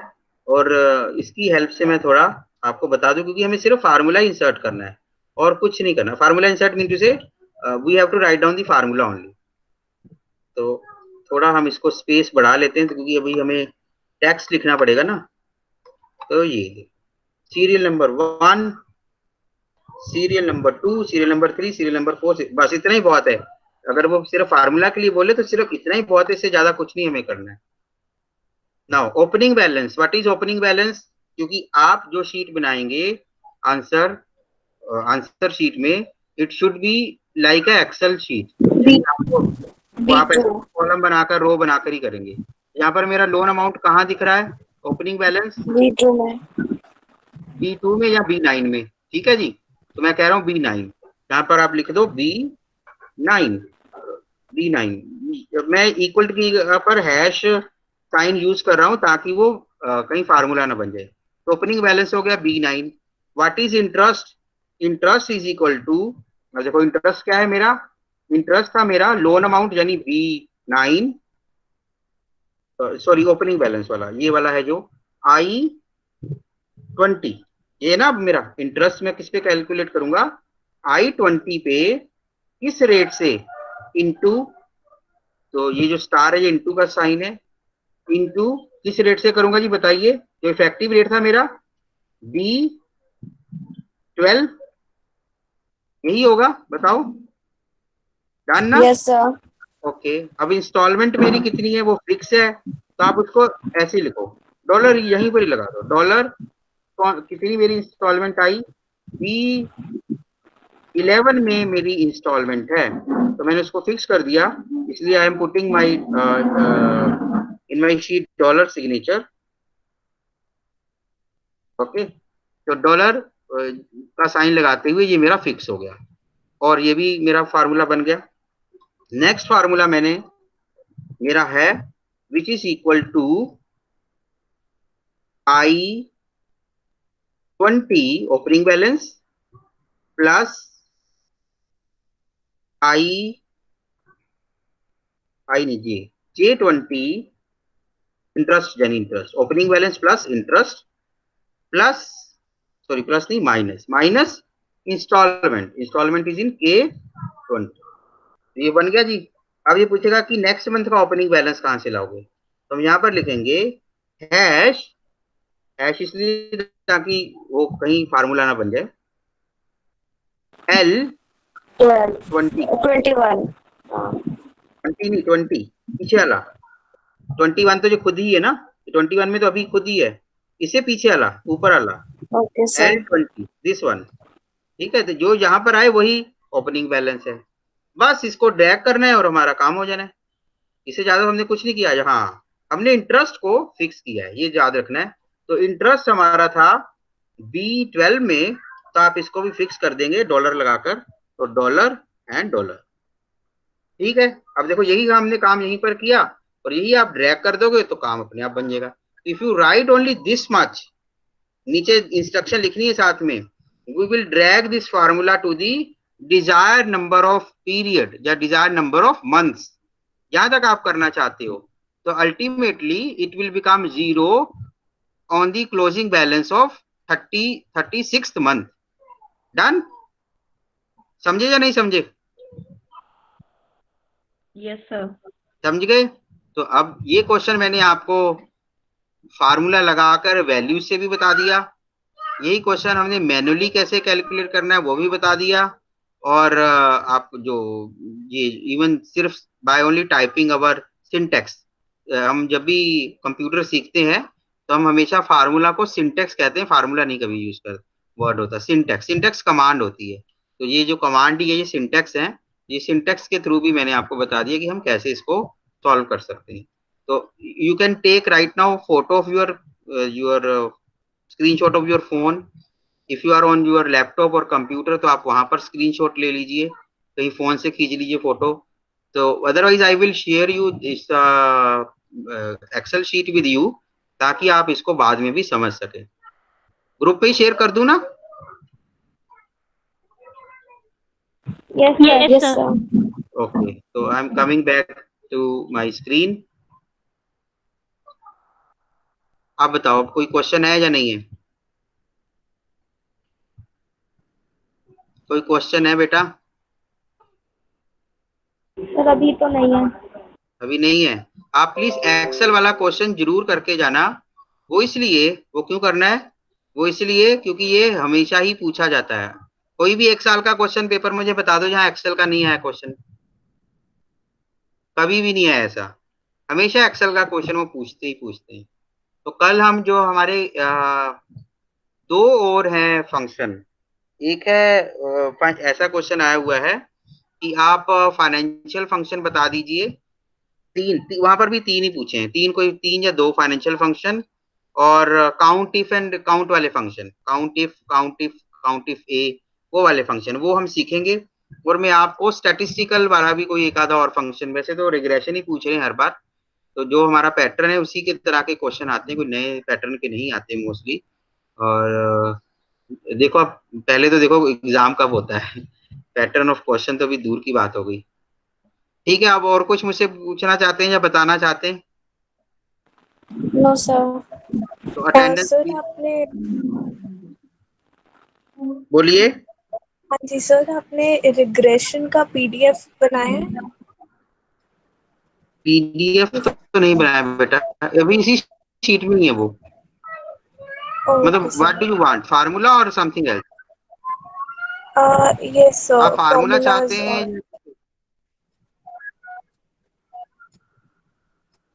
फार्मूला तो मैं चलो मैं यस भेज सर, दूंगा फॉर्मूलाज ही आपको, चाहिए। पीपीटी में कहीं पर शो बनाकर हो जाएगा आपको। हाँ okay sir. Prepare for Excel, अगर आप एक्सेल भी कर लेते हो तो यू विल सी आपके 2 क्वेश्चन तो आराम से हो जाएंगे, क्योंकि छोटे छोटे क्वेश्चन भी वो एक्सेल में पूछ रहे हैं। ठीक है जी। सर ये वाला आप प्लीज लेक्चर की अटेंडेंस रिकॉर्डिंग मुझे, आप यूट्यूब पे अपलोड करेंगे या कहाँ पे अपलोड करते हैं? तो बेटा मैंने कल वाले लेक्चर की रिकॉर्डिंग नहीं की, डे बिफोर यस्टरडे वाले की थी। तो आई गेस मुझे किसी ने मेल भेजा कि वो ओपन नहीं हो रही है। आई विल सी इट, क्योंकि इट विल टेक टाइम। वो ना ये 1 घंटे या 1.5 घंटे की क्लास हो जाती है, तो उसमें मोस्टली बड़ा टाइम लेता है वो अपलोड होने में और डाउनलोड होने में। मैं आपको उसको डाउनलोड करके या अपना गूगल ड्राइव का जो लिंक है ना वो शेयर कर दूंगा और दोबारा अपलोड कर दूंगा। ठीक है, यूट्यूब पे अभी किसी ने मैसेज कहा यूट्यूब वाला, तो यूट्यूब में ना वो पूरा वीडियो कहता है, लिंक नहीं कहता। यूट्यूब पे मैंने देखा है, if you know it how to paste link on YouTube, तो फिर तो वो मैं कर दूंगा, but I was trying to paste it on YouTube, जो मेरा चैनल है उसमें वो नहीं हो पाया। मैं आपको ग्रुप में कर दूंगा, कोई बात नहीं। ठीक है, बाय। Okay sir. ओके, आप प्लीज बेटा अटेंडेंस भेज देना सभी लोग, ओके सर। अटेंडेंस दोनों ग्रुप में भेज देना। ठीक है, थैंक यू।